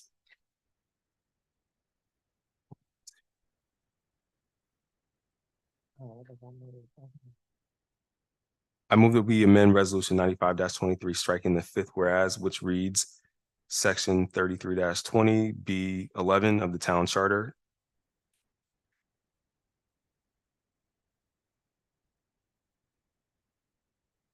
Is there a second? Second. It has been moved and seconded that we amend resolution 95-23, striking the fifth whereas. All in favor, please signify by saying aye. Aye. Are there any opposed? Hearing none. The amendment is adopted. I move that we adopt resolution 95-23 as amended. Second. It has been moved and seconded that we adopt resolution 95-23 as amended. Discussion?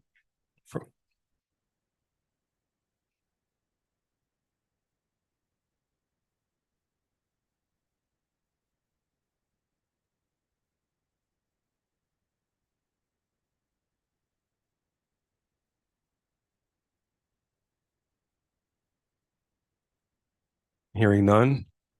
Madam Clerk, please call the roll. Yes, sir. Councilmember Little, Yes. Councilmember Kennedy, Yes. Councilmember Hines, Yes. Councilmember Noble, Yes. Councilmember Browson, Yes. Council President McDonald, Yes. Mayor Lily. Yes. 7 yes, 0 no. Motion passed as amended, removing whereas from line item, paragraph number 5.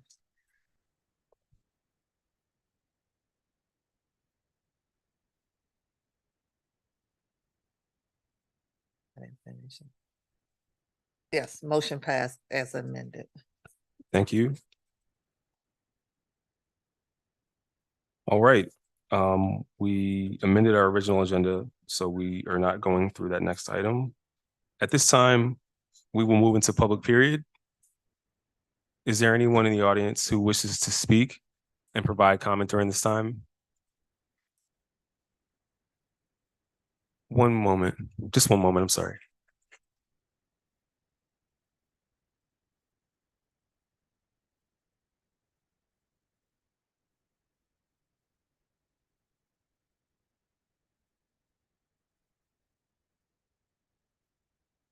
Good evening. If you could please state your name.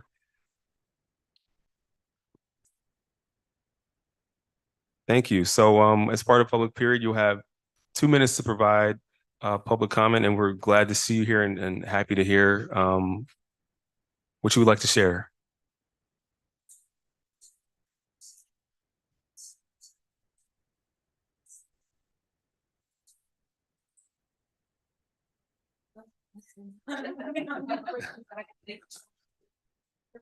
Yes, thank you, Ms. Collins, for being here. Always good to see you in the audience. And it sounds like we're right on top of it.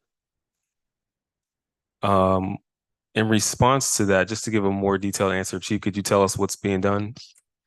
So we did go out there and look at the site from the last meeting that council member Noble brought up. So we looked at it, and so what we're gonna do is put a stop sign with the stop line.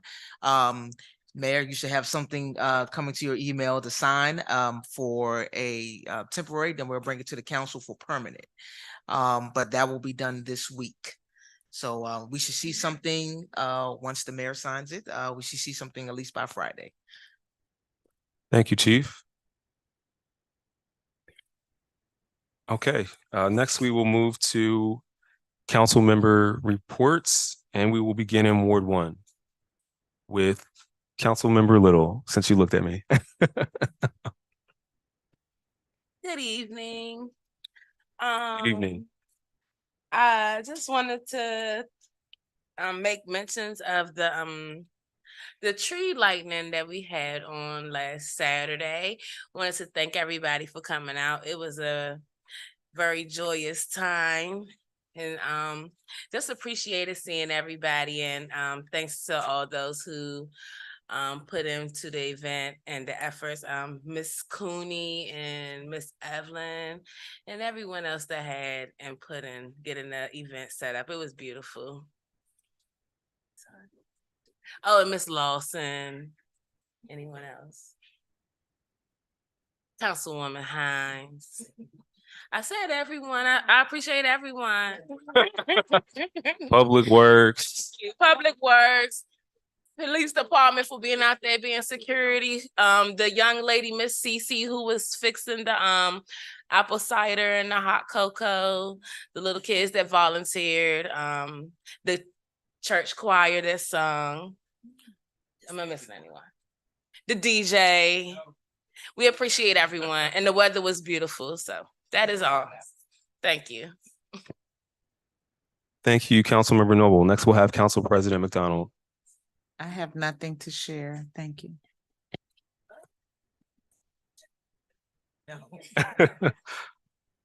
All right, next we'll move into Ward 2, and we'll start with, I'm going to switch it back. We're going to go with Councilmember Brownson first this time. I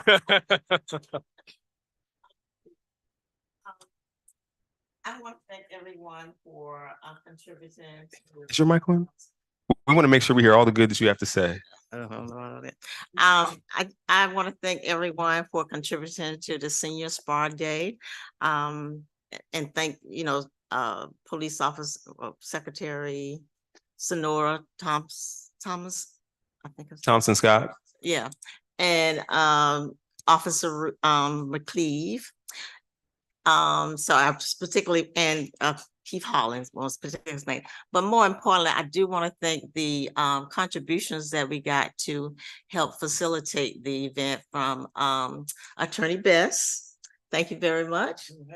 And the garage, the Norris Garage, they contribute to the success of Spa Day as well. So thank you very much. I also want to thank Chief Reese for, working with the advisory committees and getting some of the things that we talked about during our advisory committee. So thank you very much, and thank you for giving an update. And for new business, I'll talk about the email from Attorney Bess about the permits. Okay. Thank you, Councilmember Brownson. You had a lot of good things to say. All good. Councilmember Kennedy. I think this is the thank you round.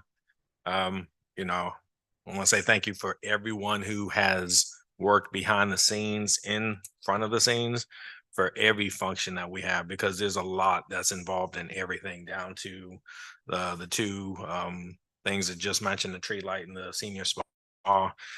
Also the two current things that are about to come up, Shop with a Cop and the Christmas function. We're always looking for volunteers. So if y'all do want to volunteer, just reach out to the town and the appropriate people will be forwarded your information. Thank you all. Thank you, Councilmember Kennedy. Next, we'll go to Ward 3, Councilmember Hines. Hey, good evening. I also just want to say thank you to the super volunteers that put together the tree lighting. Miss Darlene Cooney and Monica Lawson, and our council person, Kennedy. No one seems to, I can't forget about you. So thank you so much, because a lot goes into it, just like he said. It was a beautiful event. I just want to say thank you to everyone that came out, the police, Miss Hawkins. And I also just want to say, I'm understanding that my favorite officer is leaving. And I just want to say, be safe wherever you go. We love you, Officer McLeese. Oh, he's gone, but I just want to put that out there. We will miss you. And and also I just wanted to say about the Christmas on the 16th. We're doing some new things. So please don't forget to just stop by and, bring your kids and have some fun. So, and also Christmas caroling. One more thing, Christmas caroling. And the mayor is going to be there. So please, if anyone wants to come out on Saturday, which is the 22nd of December at 5:00, please come out and let me hear your voices. We're going to have some fun. It's going to be fun. Where are we going to be corralling? We're going to meet at the town hall, right? That's okay. Chief, you going to be out there singing? Thank you. They'll be recovering from their Friday night. Santa's going around for his rounds. It's the 23rd. So we're doing it the 23rd. In the newsletter it says the 22nd. They're going out the 22nd. Aren't you going out? I don't know. I don't know. I saw it in the news. They're going out Friday. We'll be out Saturday. We'll be out Saturday. So yeah, you'll be recovering. You can, Thank you. Thank you, Councilmember Noble. Councilmember Hines, did you get all of your events in for the month? You plugged them all. Right. Okay, so just to clarify, the caroling will happen on Saturday, December 23rd. 5:00. 5:00 Municipal Building. Okay. That's where we'll kick off from. We're going to be out in the streets of town with our lovely melodious voices, we hope. Councilmember Noble. Yes, good evening. I wanted to share with the council. I talked to two ladies, Marilyn Gordon and Kay Campbell, and they're co-chairing a program for 12th grade young women. And it's called Power, Positive Opportunities with Engaging Resources.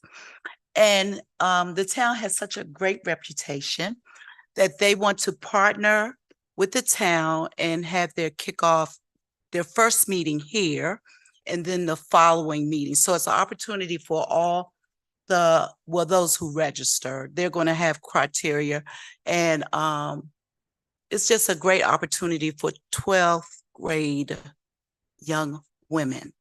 So I'll get more details, and I just wanted to share that with you. And I did speak on behalf of the council and said we would all be excited for that opportunity. Thank you. Mhm. I had something else, but I can't read my notes, so that's it. Can you tell us one more time what the acronym Yeah, stands for again? Power. So it's Positive Opportunities with Engaging Resources. So they were granted funding from District 8, from the Councilman Burrow's office. So they want to start here. So we'll have something that we could post in the newsletter and see the participation from the town. So are they looking for, they've identified people already, they're looking to get participants and put their date and programming together? Well, they're getting the programming together. Okay. So they'll give me more details, but I just wanted to put that out now, and we can check for them to give us some dates, because they wanted to be consistent with the meeting Yeah, dates. okay. So we'll check with our calendar as well. Did you say females or males and females? Young women, And you 12th said, grade. so seniors? Yeah. Okay. High school seniors. Yes, high school seniors. There's a question. Do you know what kind of program they're targeting? Is there a particular focus, or what have they done in the past other places? Well, this is funny. Ms. Campbell came to the health forum here, and she had this idea about helping young ladies, giving them some sense of hope for the future. So just engage them, getting more than likely guest speakers to motivate and show them what the future can hold, or things of that nature. So this was an idea she had when she came to the town. She talked to me about it, and then they've just kicked it off. So So it sounds like empowerment. Probably, yeah. Probably. Okay. Mhm. Well, yeah, we'd love to hear more information. And thank you for bringing that up. Yes, thank you. Thank you, Councilmember Noble.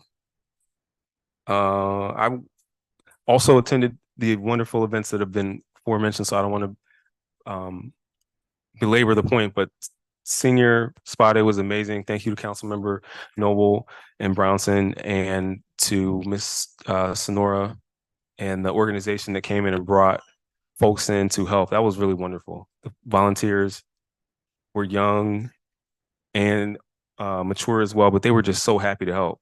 And the seniors really, really enjoyed it. Thank you to Mr. Best for your contribution, sir. And Christmas tree lighting was great as well. I think everyone has already been thanked. I want to thank you all as well. Really appreciate everyone who came out. I know I'm missing someone. No, I'm not. St. Mark AME Church lent their choir, and we had Councilmember Little helped us with the raffle when we announced, did the countdown.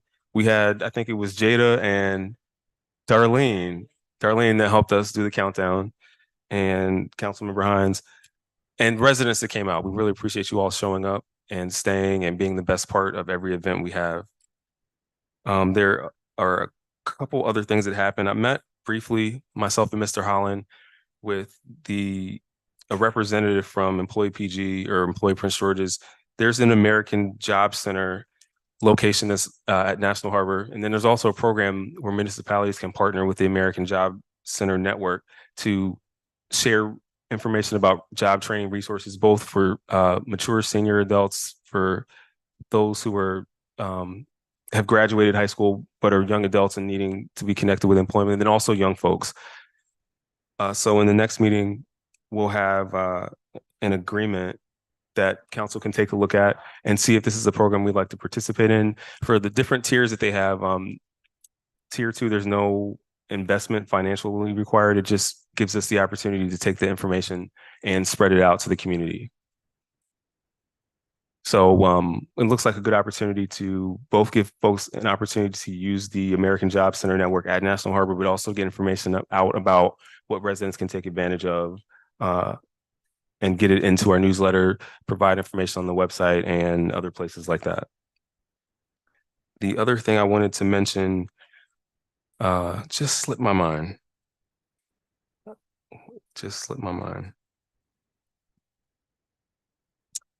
Well, it'll come back.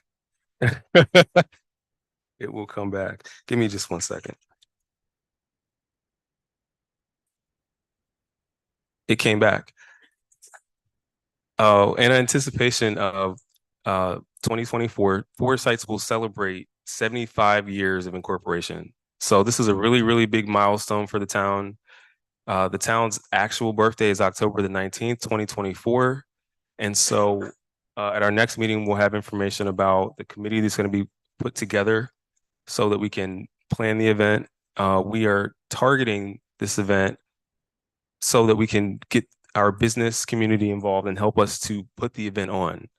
We want to solicit donations from those companies and businesses that are in our local area so we can partner with them and we can bring the 75th in with a bang and also do it from a responsible standpoint as it relates to finance.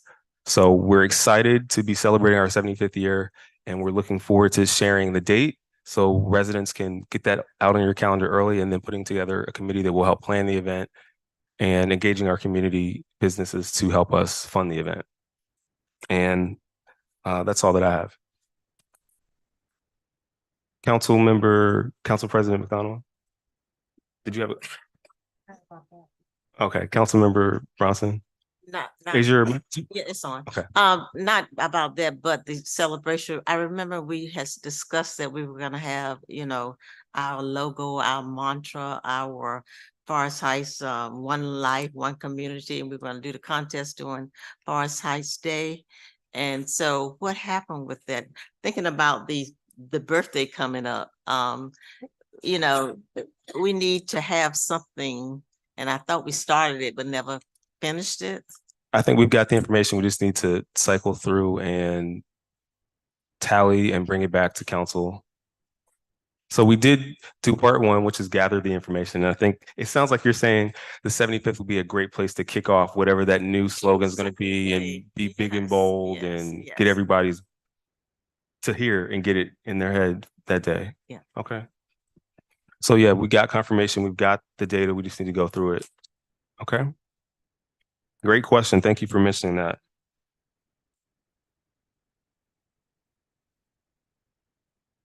All right. That concludes our reports. Did you have a question, Council President? Okay. I see you have your hand on that thing. Okay. Next, we'll move into new business. Is there any new business? And I'm going to start. I know Councilmember Brownson has new business for sure. Yes, I wanted to talk about the rental property again. So I've been talking, I asked Attorney Best several questions and he sent back some information to the mayor and myself about what we need to do in order to get this code changed to kind of address everything that we want to address. The way we have it now, the line item in the budget and what was approved is not necessarily the way we want to define the rental property in the future. So I would like Attorney Best, if he could, just explain this email that he sent to us.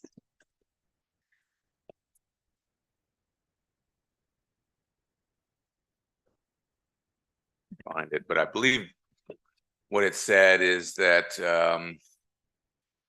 when the new tax class was created for rental property during Mayor Washington's term of office. This would have been about 3 or 4 years ago.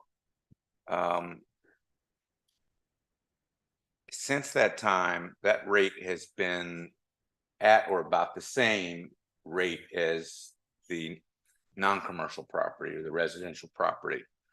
And it was discussed on a couple of iterations over a couple of years that it was very difficult to ascertain, and it's a floating target, who has rental property and who doesn't.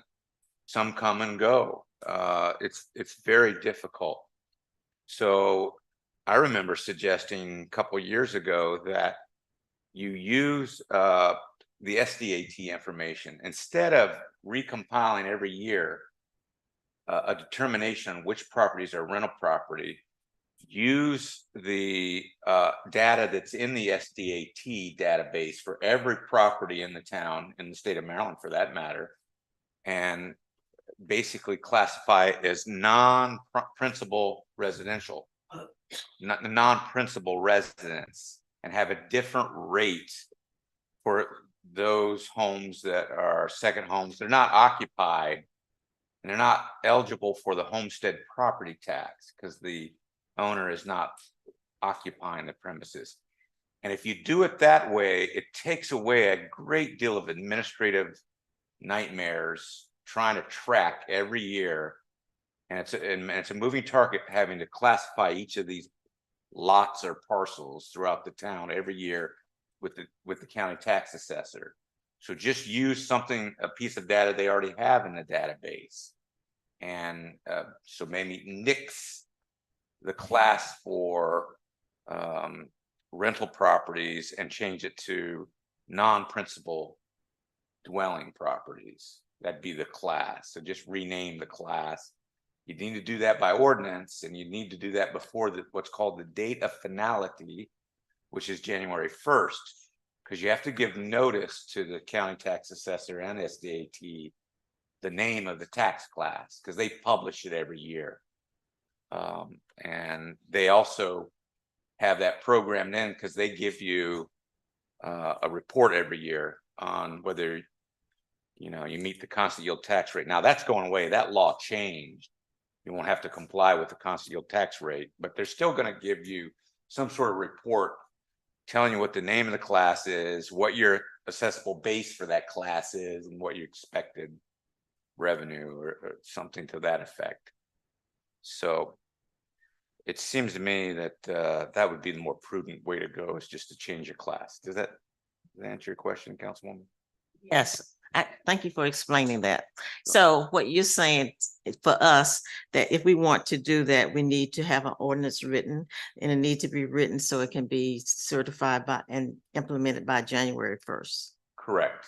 Before the date of finality, January 1st. Okay. So with this non-principal dwelling, are we able to put a assessment value on it, or will the state be doing that?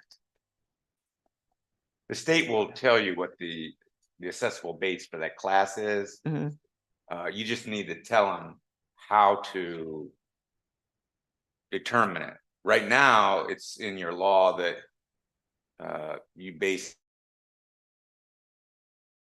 it on rental property status. And that's a nightmare to try to manage that. I don't think the town has ever given the county assessor or the State Department of Assessment Taxation a list of all the rental property by address, indicating that those are the bona fide rental properties throughout the town. You basically just, because of the nightmare or the difficulty, you basically just given the same or essentially the same tax rate as for non-commercial property or residential property. Okay, thank you. Sure. So what I would like to ask the committee, a council, is that something that we want to do? And if so, can we ask the mayor to ask the attorney to write the ordinance so we we can get it done and implemented before the January 1st date, so we can look at the 2024 tax year to have this done. Well, I think there's questions Shouldn't have around been it, done. and I think that we may need to look at introducing it for the following year, just because. Right, the once- 2024. Well, what I mean is, it may not, I don't know if we'll be able to answer the questions adequately and get it done by January 1. It seems like a good candidate to discuss more in the committee hearings that are going to happen in January. So by January 1st, what I'm saying is all we're doing is changing the classification of the rental property. Am I correct? You change the name of the class. Right, yeah. Mhm. Of taxable property from rental property to Non-principal dwelling. residential dwelling that would be effective in FY 2000. I'm sorry, FY2 what? FY 25. 25, which begins in exactly. July or Right. July So that's 1. the earliest. If you were able to get this ordinance done before January 1st of 2024, it would take effect in FY 25. But if you put this off and you go beyond January, you're talking the earliest you could do it would be FY 26. So we can rename the class. That's all we need to do. And that allows us to charge a different rate in FY 25, potentially. Yes, if you're gonna base that different rate off the fact that the property is reclassified as non-principal dwelling, non-owner occupied dwelling. Okay, so my Captain- specific question is, Captain- the only thing we need to do by January 1 is to rename the class Yes, by ordinance. Mhm. And so once that's done in the month of January, you can notify SDAT and the county assessor of this new name of the class of taxation, taxable real property. Councilmember Kennedy. So in essence, you're either going to be a primary resident of said address or not. So if it's pulled up in the real property as DAT, then we're only going to have two classes. We're not going to have primary resident.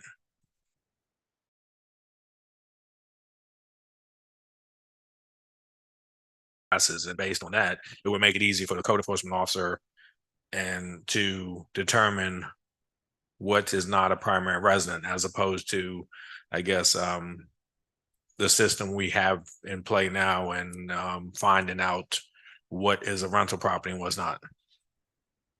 Right now, I believe you have residential property, commercial property, and rental property. Those are the classes of real property. There's no vacant real property tax class. You have a vacant property ordinance whereby people that have vacant properties that meet the definition pay a fee. They have a special permit to have their vacant property, but we're mixing apples and oranges here because there's no separate class for vacant property for property tax classification purposes. So yeah, the bottom line is this would just change the name of the tax classification from rental property to non-principal owner occupant property. In other words, those properties that aren't qualified to obtain the homestead property tax exemption to the state because they're owner occupied. These will be non-owner occupied properties, which is kind of a proxy for rental property, because typically if the owner doesn't occupy the property, it's probably being rented.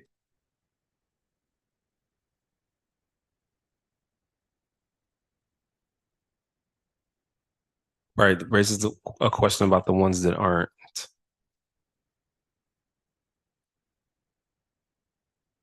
Okay, I think it's up for consideration, and we will look at having the attorney write something up for us so we can review. You have something to add on this particular thing, Mr. O'Connor? Yes, Mr. Mayor, I think me and Mr. Green both have something to add. That, in theory, this concept is great. Implementing it is a nightmare for staff. It is not as simple and straightforward as it sounds on the implementation process when changing the class tax and identifying the properties. You're relying on the homeowner to self-identify as a non-principal property, which we're already having an issue identifying as rental properties now. So what you're doing is shifting the burden and the problem to a different category versus the actual problem we're facing right now. So you're changing categories, keeping the same problems. There has to be another supplemental system in place to identify the properties first before you make it different tax category. Otherwise, you're just compounding the problem in the first place. Okay, Well, I don't Ju- agree with just that. one moment, just one moment. I don't Just one agree with moment. that because- Just one moment, Mr. Best. So this is, I think, goes back to my original point. I think we need to take this to committee in January. We'll have a chance to discuss all of these items unless it's to be cleared up. But I don't want to rush and just make the target. I want to make sure that when we make the change, we consider the impact and we move forward with a solution that is going to address the needs that we want to address. So the outcome that we have is favorable compared to where we are now. Well, I think the statement that Mr. O'Connor made now is kind of I thought, what I understood is the property is already defined at the state level through this database. Well, I think what we heard was that, let's say, for instance, we were to look up an address on, I don't want to use a street name, so I'm going to make one up. Let's say we're looking at a house on ABC Street that someone owns and they rent it out without filing the permit. Well, they're going to show as a primary resident of that home, potentially in the state database for assessment and taxation. So if they haven't said and filed paperwork saying that it's not their principal residence, is it going to lead us to be able to determine that they're a rental property?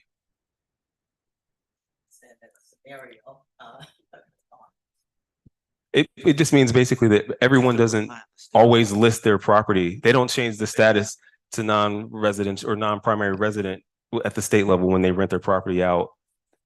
But my point is you can only have one primary residence. So if you have two properties, the other one has to have another category. What if you have one property? You own a property and you rent it out and you rent your primary property or the property where you live most of the time? You have one per, and it's included. So it's your primary resident, whether you there or not, that's your primary resident, right? I don't know. I can't get into all that. I don't know the particulars of it. Well, I would just add in comment, I think it bears more discussion. That's my piece to add to it. Councilmember Noble. I agree with Attorney Best that, the classification needs to be changed. The reality and the nature of people, some people will do right and some people will not. That's not our job to police that. We hope that people will do the right thing. If they don't, sooner or later, it'll come out. So, we just need to go through the process. So I agree with the mayor also, so that we get it done timely, but get it done in enough time that we notify people, tell people, because we just can't keep every meeting voting on something and not making the community aware to do the right thing. Yeah. Council President McDonald. I think also with what Mr. O'Connor said in terms of the stress that it perhaps may put on staff, that needs to be taken into consideration as well. Because if it's going to be doable and it's going to increase the manpower or needed resources, that needs to be taken into consideration as well. Mr. Green. Taking all things into consideration and what I deal with on a daily basis, even when I get police reports for these calls for service, in the SStat, they'll have that residence listed as their primary residence, but the property is actually being rented. We've had at least over 15 of those that I've had this year. So I'm pretty sure there's plenty more. So the information in the SStat is very inconsistent with, at best. So like you said, we do need to have some kind of secondary process along with it. I'm not disagreeing with it, but I just know that that's not the permanent answer. Maybe I might offer, is it helpful to compare both databases, to take the list of residents who have applied for a rental permit and then to use the State Department, SDAT, is that a backup to look for other folks who maybe don't have a permit, but their residence is not listed as a primary residence for them? Yes, and if you looked at the reports monthly, with every report, there's at least one property that says that it's been renting without a rental license, rental property permit. That I'm coming across it all the time.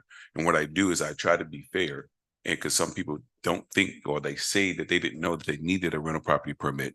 So I'll give them 30 days in order to respond. And if they don't respond, then I'll move forward with the violations. Mr. Best, did you have something else to add, sir? Yeah, I think they're missing the picture because it's really the lesser of two evils. There's no human institution is perfect. No database is perfect. So who are you going to put the onus on? The town to determine and keep track on a year-to-year basis which properties are rental and which are not, or SDAT, who may have a few imperfections in their database, but still they're the state and they're the assessor. And if there's a mistake in the state's database, then there's an incentive for the property owner to get that fixed. And that you can go to some place and really identify it. And it takes the workload off your staff, tiny little town versus the county assessor and the SDAT. So it's really the lesser of two evils. Right now, you have a tax class that is really unusable because all the workload it puts on you. And I'm saying, even though, I agree there may be some inaccuracies in the state database, shift the burden to them anyway. Because although their system is imperfect, they're going to do a better job, and it's going to be easier on the town to shift the burden to them. That's all. That's basically all I'm saying. Thank you, Mr. Best. Council President McDonald. So that makes sense to me, that we in the town identify based on the dwellings that we have in the town, those that are occupied and those that we know that are rental properties and those that we don't know that are rental properties, and make the state responsible for making the data accurate. So that makes sense to me.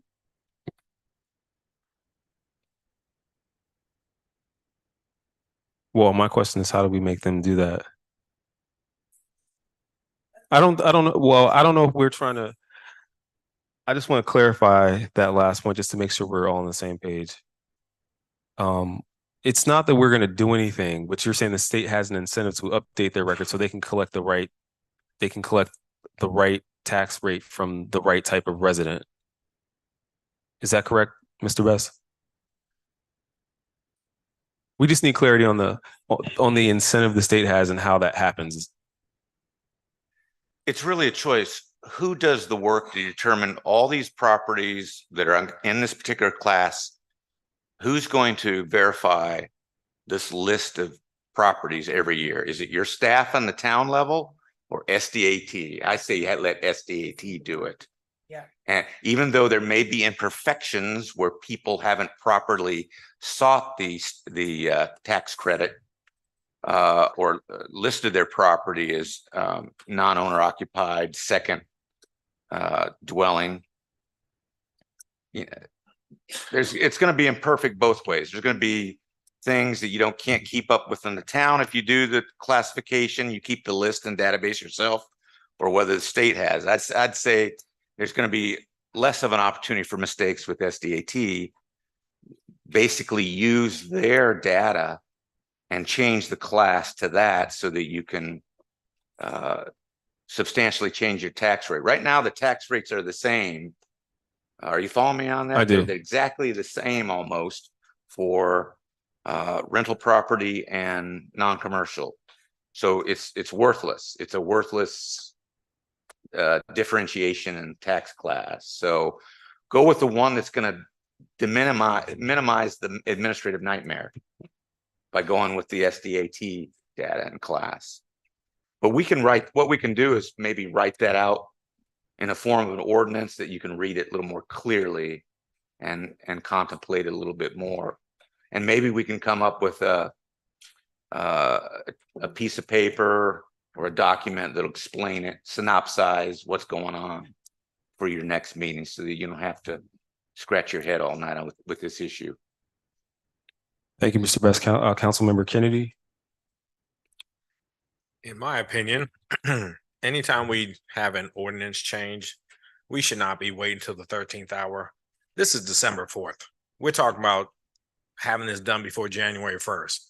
If this stretches out till 2026, I have no problem with it. I would rather us spend a little bit more time and make a educated, informed decision than keep rushing stuff at the 13th hour.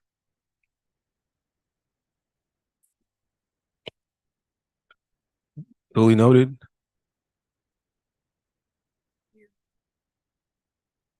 Okay. Thank you, Councilmember Brownson.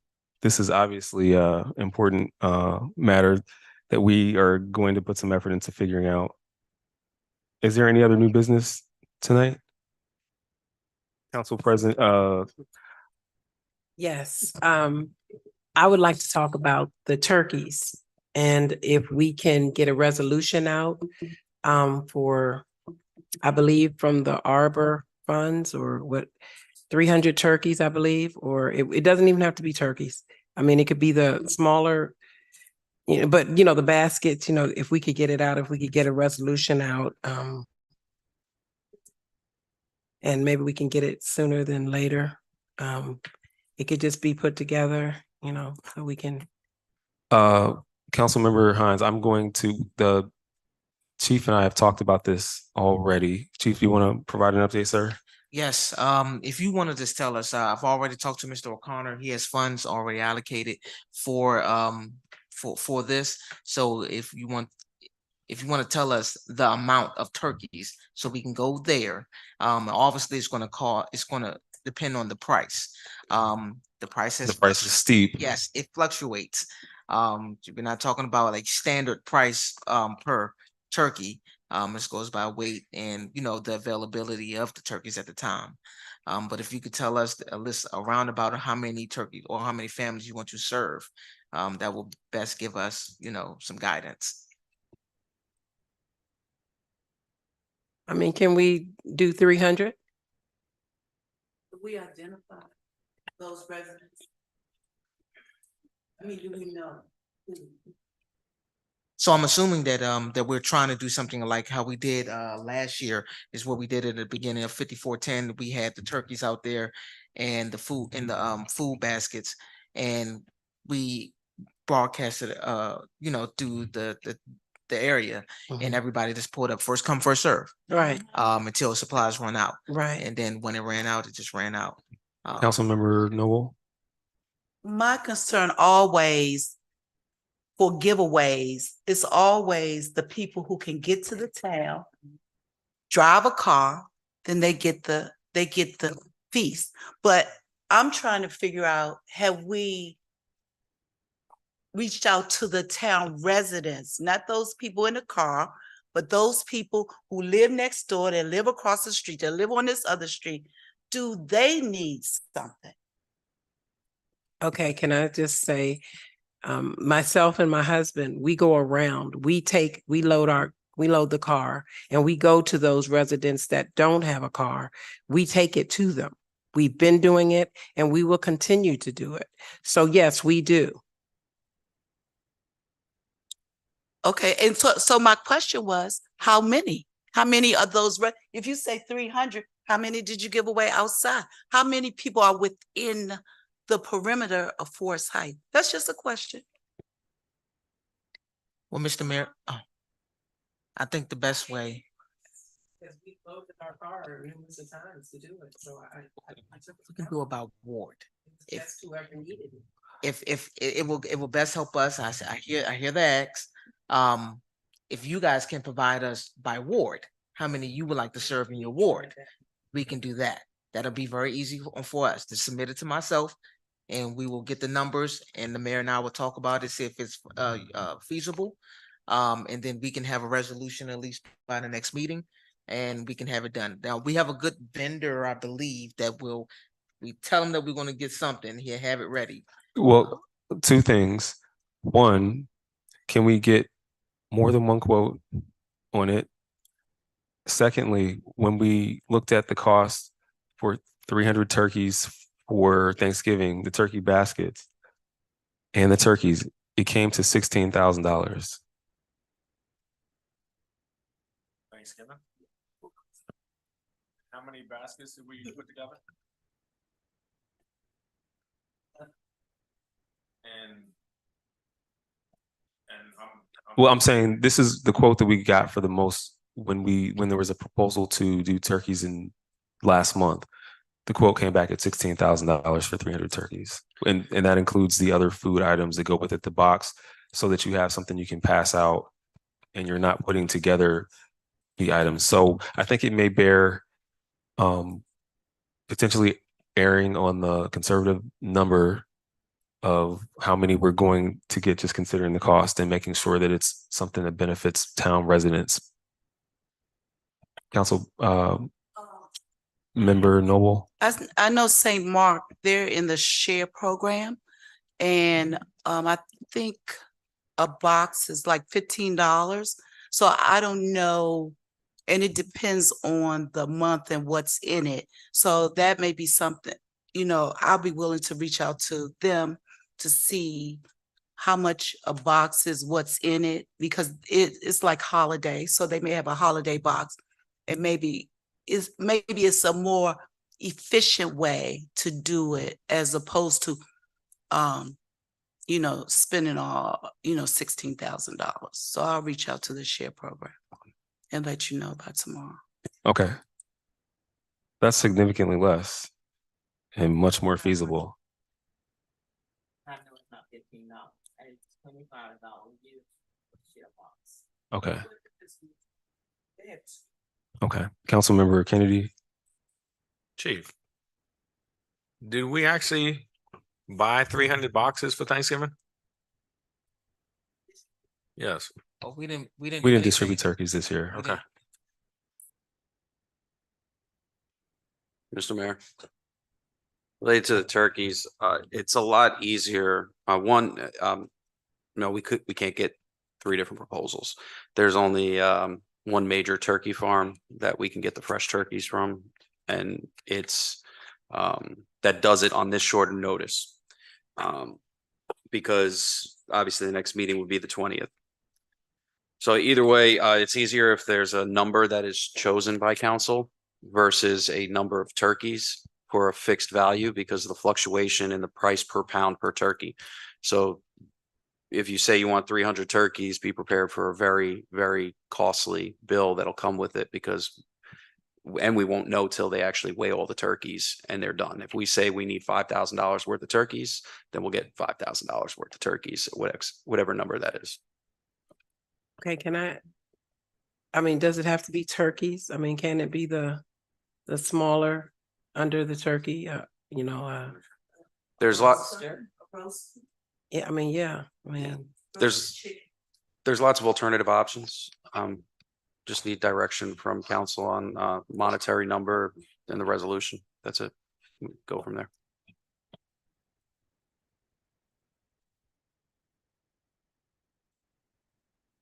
Okay.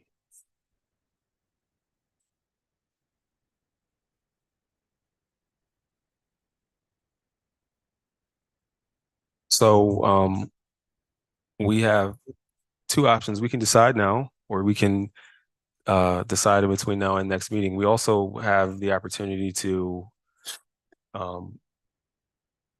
stay under a certain, well, let me see. I don't want to put it that way, but we could also, if we target under a certain dollar amount, we won't need to do a resolution, which means we could handle it quicker if we are able to find a vendor that will do it for less than $5,000 with multiple quotes verified.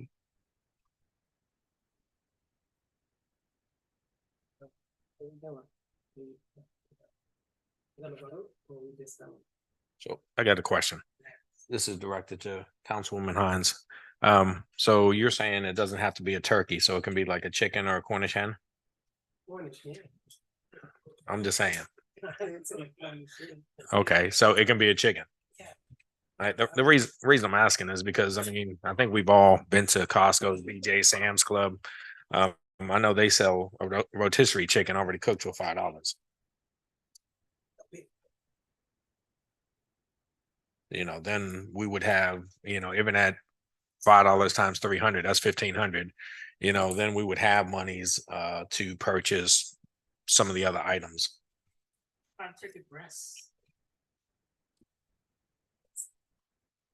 That's not cheaper than rotisserie chicken. $5 versus whatever Costco. Oh. Hey, for the people who are truly in need, they're not gonna turn it down. Okay, so you're getting hot chickens. And already cooked, and what you gonna do with it? Set up in here and have people. What about the ones? That you ever go again, they can't get it? Well, then if that's the case and we've already identified the people in town that are truly in need, then we should already know who those people are. I would think, not. Y'all asked for, we're brainstorming, and that's an additional idea. What's that idea, Councilman Kennedy? That's giving it to the people we already know. Well, no, I mean, some of us do know some people in town who are truly in need, and they're not gonna turn down food if they're truly in need. If you're turning down food, then you are not in need. I disagree, but.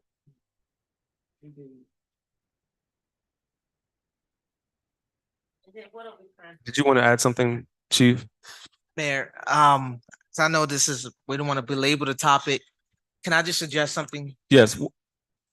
We're just gonna. Let me have Chief Reese provide comment really quickly. We have 3 wards. We're gonna provide 25 packages of whatever that is to each ward.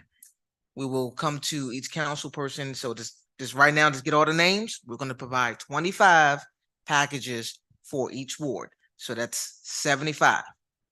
Okay, whatever that is, we're gonna go back, look at the funds and everything. We're gonna provide something to the residents. But we just need you all to make sure that you're looking at who's that gonna go to. The staff is gonna get whatever those packages may look like, because right now we don't have a price of anything right now. But we're gonna put something together, tell you what that is, and we're gonna bring it to you. Okay? So I think that's probably the most viable thing to do, since the next meeting is the 20th. We're gonna try to stay on the budget and to make sure that we are providing something to the residents this holiday season. So wait, let me ask, what you said about, right, 25 to each ward, and how you gonna get the names of one? Well, the names are gonna come from you all. Oh, I'm not doing that, not on. That's. Oh.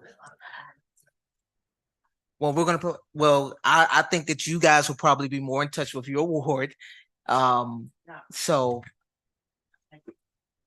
Well, have if there's 75 turkeys to be distributed, it can be distributed amongst the wards. Yes, sir. Can I make a comment? Sure, Council I President. think, well, that worked. I think prior mayor, he did that. And I identified on my streets, or a few streets over Shoshone and Choctaw, people who said yes to a basket. So you don't know who is in need, and people might not want to say, but if you approach them in love, they'll tell you they need. I experienced that in my own street. So we could do it. But that's just our street. No, I'm saying that I'm talking about Ward 1. I mean, you can message too, in a way. Maybe class dojo, we can speak with the principals of the 2 schools, maybe, because the kids are the ones that need the meals. So, and we know for sure most of those people that goes to the schools are in Forest Heights. So maybe we can work with the schools to put something out in class dojo, or sign up list in the 2 schools if we need a turkey. That'll kind of be a little easier to distinguish who's in the town versus everyone getting it, and try to eliminate from that list.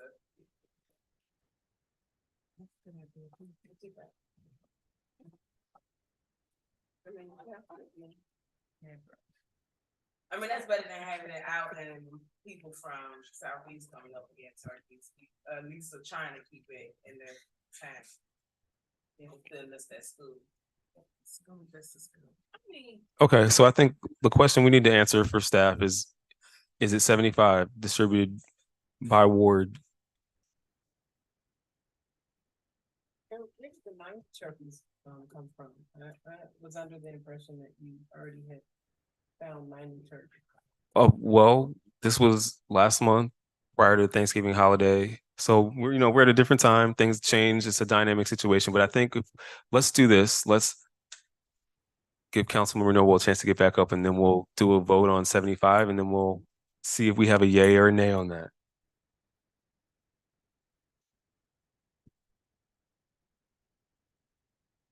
And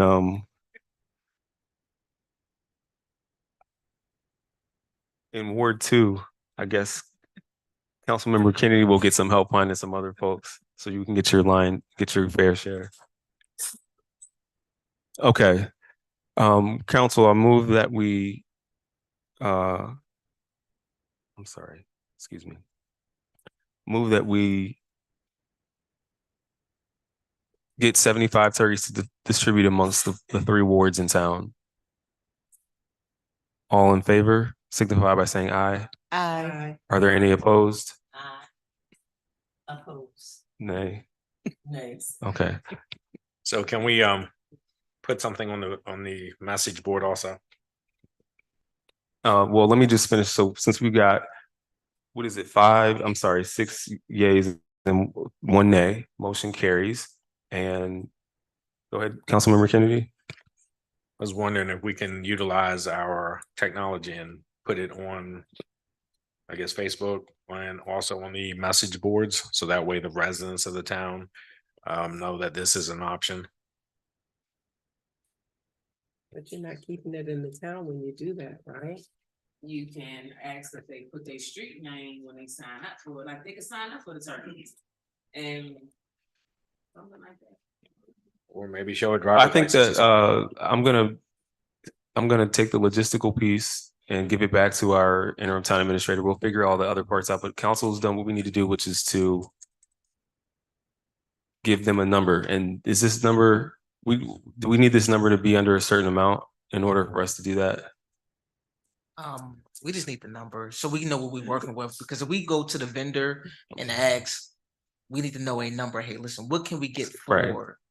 We need Dollar amount though, yes. Mr. Best, do we need to quickly pull together a formal resolution to do that? Your charter requires 4 votes for you to take an action. Okay.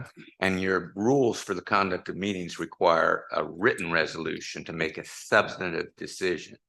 Okay. You can't just have a Robert's Rule motion on a substantive decision, whether it be the number of turkeys or the amount of money involved. It has to be done by written resolution. Okay. But I think that was if it was an initial proposal. Well, we're not gonna vote on the swing, or we would have to vote by the swing.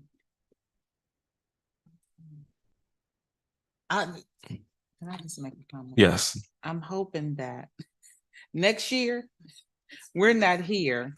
We know exactly what it is that we want to do for the community and it be a done deal. Like, we shouldn't be really going over this so much because, I mean, we've done it before. It's been done before. Agreed. Thank you, Council President.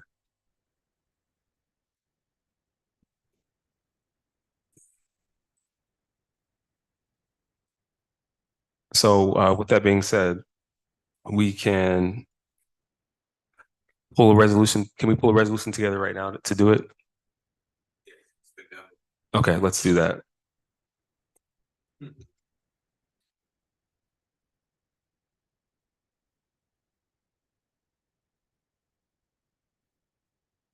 What all would we like to put in this basket other than poultry?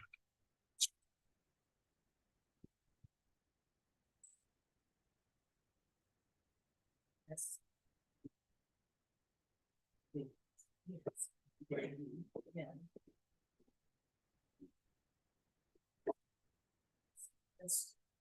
Yeah.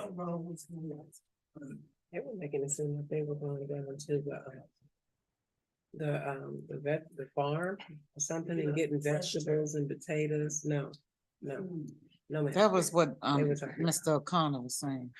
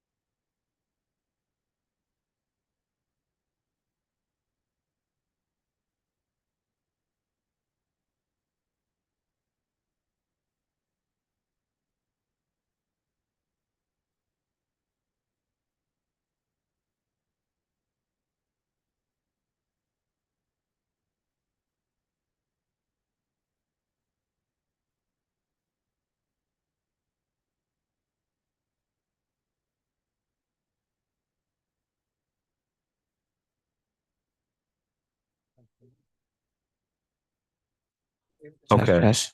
there we go.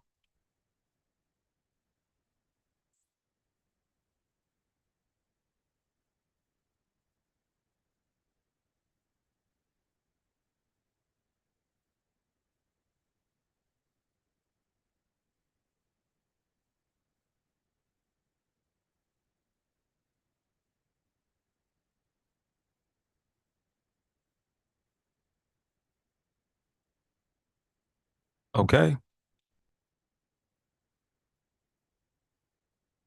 We have a resolution number, Madam Clerk.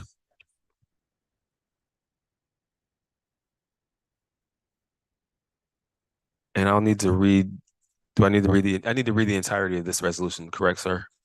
No? No. Oh, I was supposed to be writing it? Oh, okay. I was gonna, no, I didn't. I was just making sure. I'll read it in the record for you if you don't mind. Yes, thank you. I was just wondering if we needed to do that. Thank you, sir. All right, Town of Forest Heights, Resolution 96-2023. Whereas the town council wishes to provide turkeys to residents in need during the holiday season. Whereas the budget source of revenue to fund this resolution shall be found in line item 9011-8200.6. Now therefore be it resolved that the town will purchase $10,000 worth of turkeys for all three wards to be delivered by December 25th, 2023 to the residents in need.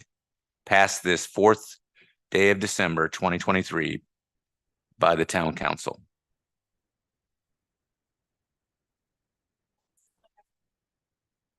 (9011-8200.6).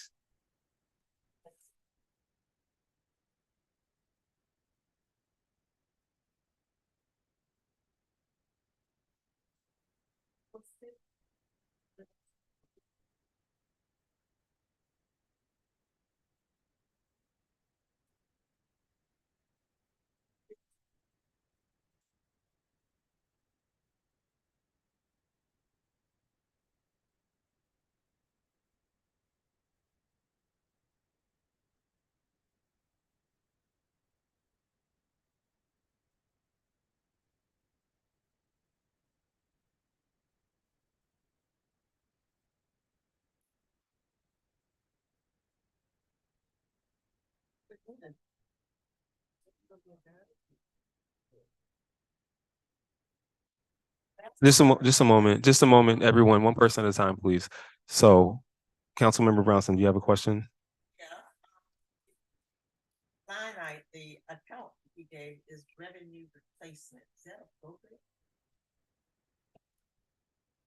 That's an ARPA, it's an American Rescue Plan Act line item in our budget, correct?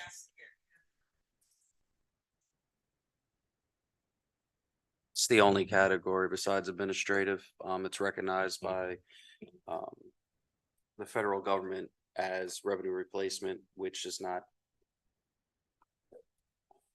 It's either that or you dedicate it to various different projects. That's the overall catch because of the amount of money we received in our overall budget. Thank you. In the resolution, you say turkeys, is it gonna be more than turkeys, just turkeys and other items? I just made a best guess of what this should read. Go ahead and amend it as you see fit. Okay. I move that we amend resolution 96-23. Adding the language and other food items.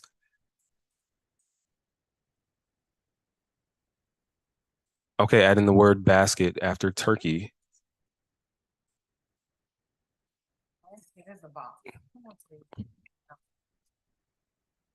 Is there a second? Second. Okay, it's been moved and seconded that we amend resolution 96-23, inserting the word basket after turkey. All in favor, please signify by saying aye. Aye.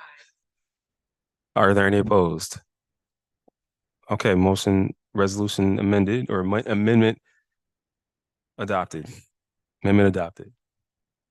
Okay. Madam Clerk.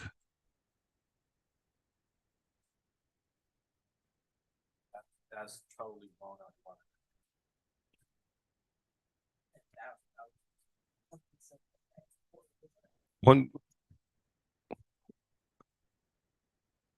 What was that, Councilmember Bronson?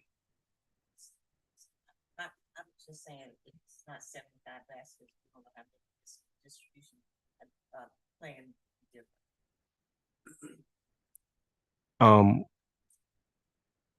Let me just say that I want us to stay at the number of 75. We can go up to 10,000 if we need to, but we need to adhere by the number we're giving the chief, right? Our target is 75.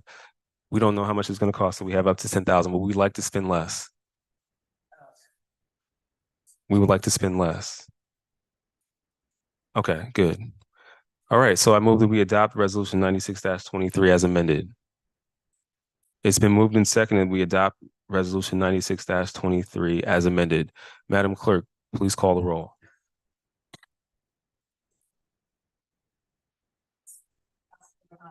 Yes. Councilmember Rouse. Councilmember Little. Yeah. Councilmember Kennedy. I'm not sure how many baskets we're talking anymore, but if it's to help the residents, that's a yes. Council President McDonald. Yes.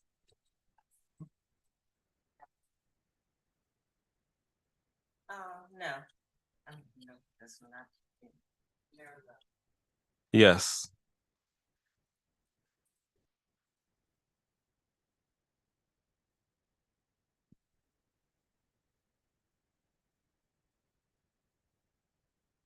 Thank you, Madam Clerk. All right.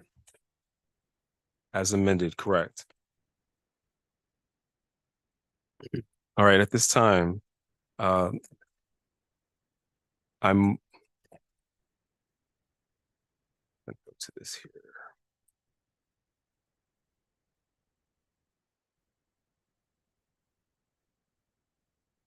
I move that we go into closed session. This is under the statutory authority in the Maryland General Provisions article, subsection 3-305B. And the topic is to discuss the appointment, employment, assignment, promotion, discipline, demotion, compensation, removal, resignation, or performance evaluation of appointees, employees, or officials over whom this public body has jurisdiction, and other personnel matter that affects one or more specific individuals.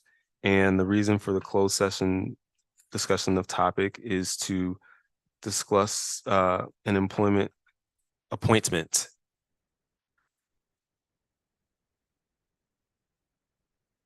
Is that specific enough, Mr. Best?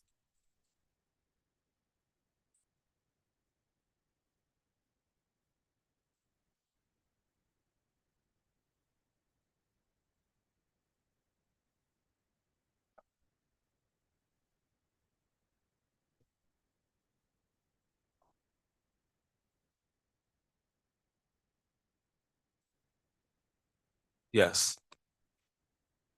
Okay, so the reason is to discuss an employee's contract. Okay. Let's say the reason is to discuss a potential employee's contract.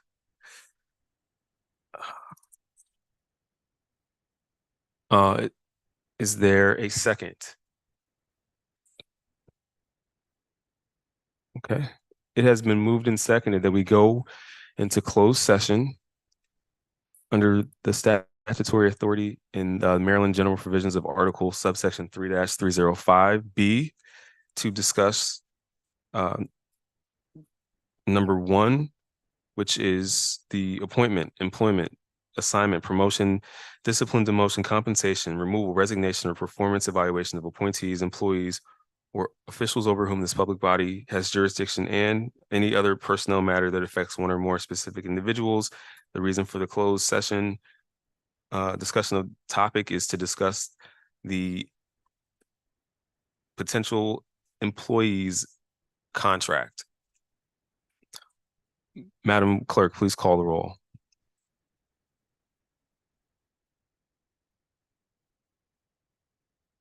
Yes. Yes. Councilmember Kennedy, Yes. Councilmember Little, Yes.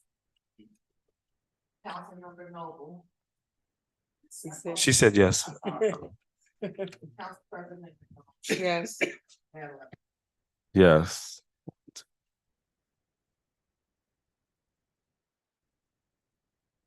Okay, the time is now 10:47 and this meeting is closed. We'll ask all attendees with the exception of Mr. Best and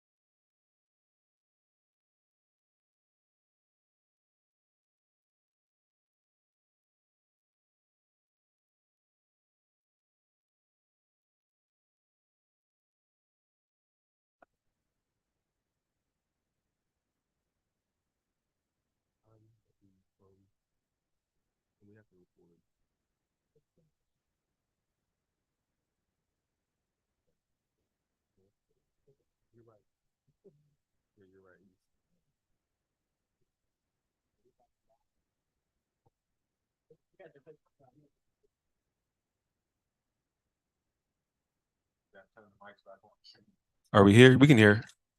All right. Good evening, ladies and gentlemen. Welcome back to the work session for the town of Forest Heights. Council went into closed session under the statutory authority in Maryland General Provisions of Article subsection 3-305B. The time of the closed session was 10:47. And the purpose was to discuss the appointment, employment, assignment, promotion, discipline, demotion, compensation, removal, resignation, or performance evaluation of appointees, employees, or officials over whom this public body has jurisdiction, and any other personnel matter that affects one or more specific individuals. Members that voted to go into closed session were Councilmember Little, Councilmember Brownson, Councilmember Kennedy, Councilmember Hines, Councilmember Noble, Council President McDonald, and Mayor Lilly. Persons attending the closed session were Councilmember Little, Councilmember Brownson, Councilmember Kennedy, Councilmember Hines, Councilmember Noble, Council President McDonald, Town Attorney Mr. Best, and Interim Administrator and Chief Anthony Reese, and Mayor Lilly. The authority under subsection 3-305 for the closed session was number 1, to discuss the appointment, employment, assignment, promotion, discipline, demotion, compensation, removal, resignation, or performance evaluation of appointees, employees, or officials over whom this public body has jurisdiction, and any other personal matter that affects one or more specific individuals. Topics actually discussed were the employment agreement of a potential employee, actions taken, none, and we are now back in open session. And we have no further items on our agenda for tonight, so this meeting is adjourned and the time is now 11. I just wanted to make one, Hold on one moment. You have something else to add? yes, Okay, Council President McDonald. add to this right here. No, I just want to make a comment. Okay. January the 6th is our finance committee meeting. No, January the 6th. And Just one moment, Madam Clerk. Do you have the dates for the next committee meeting?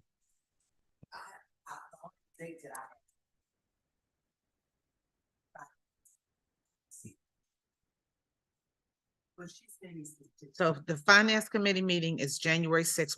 We will be following up on the items that we proposed. And January the 6th as well is the Ways and Means Committee following right after. Okay. That's it. Did we vote? From 10 to 11 is the finance committee. From 11 to 12 is the Ways and Means. Did we vote? No, we didn't vote. Should it come out? We don't have to. All right, the time is now 11:41 and this meeting is adjourned. Thank you, Mayor. Good night.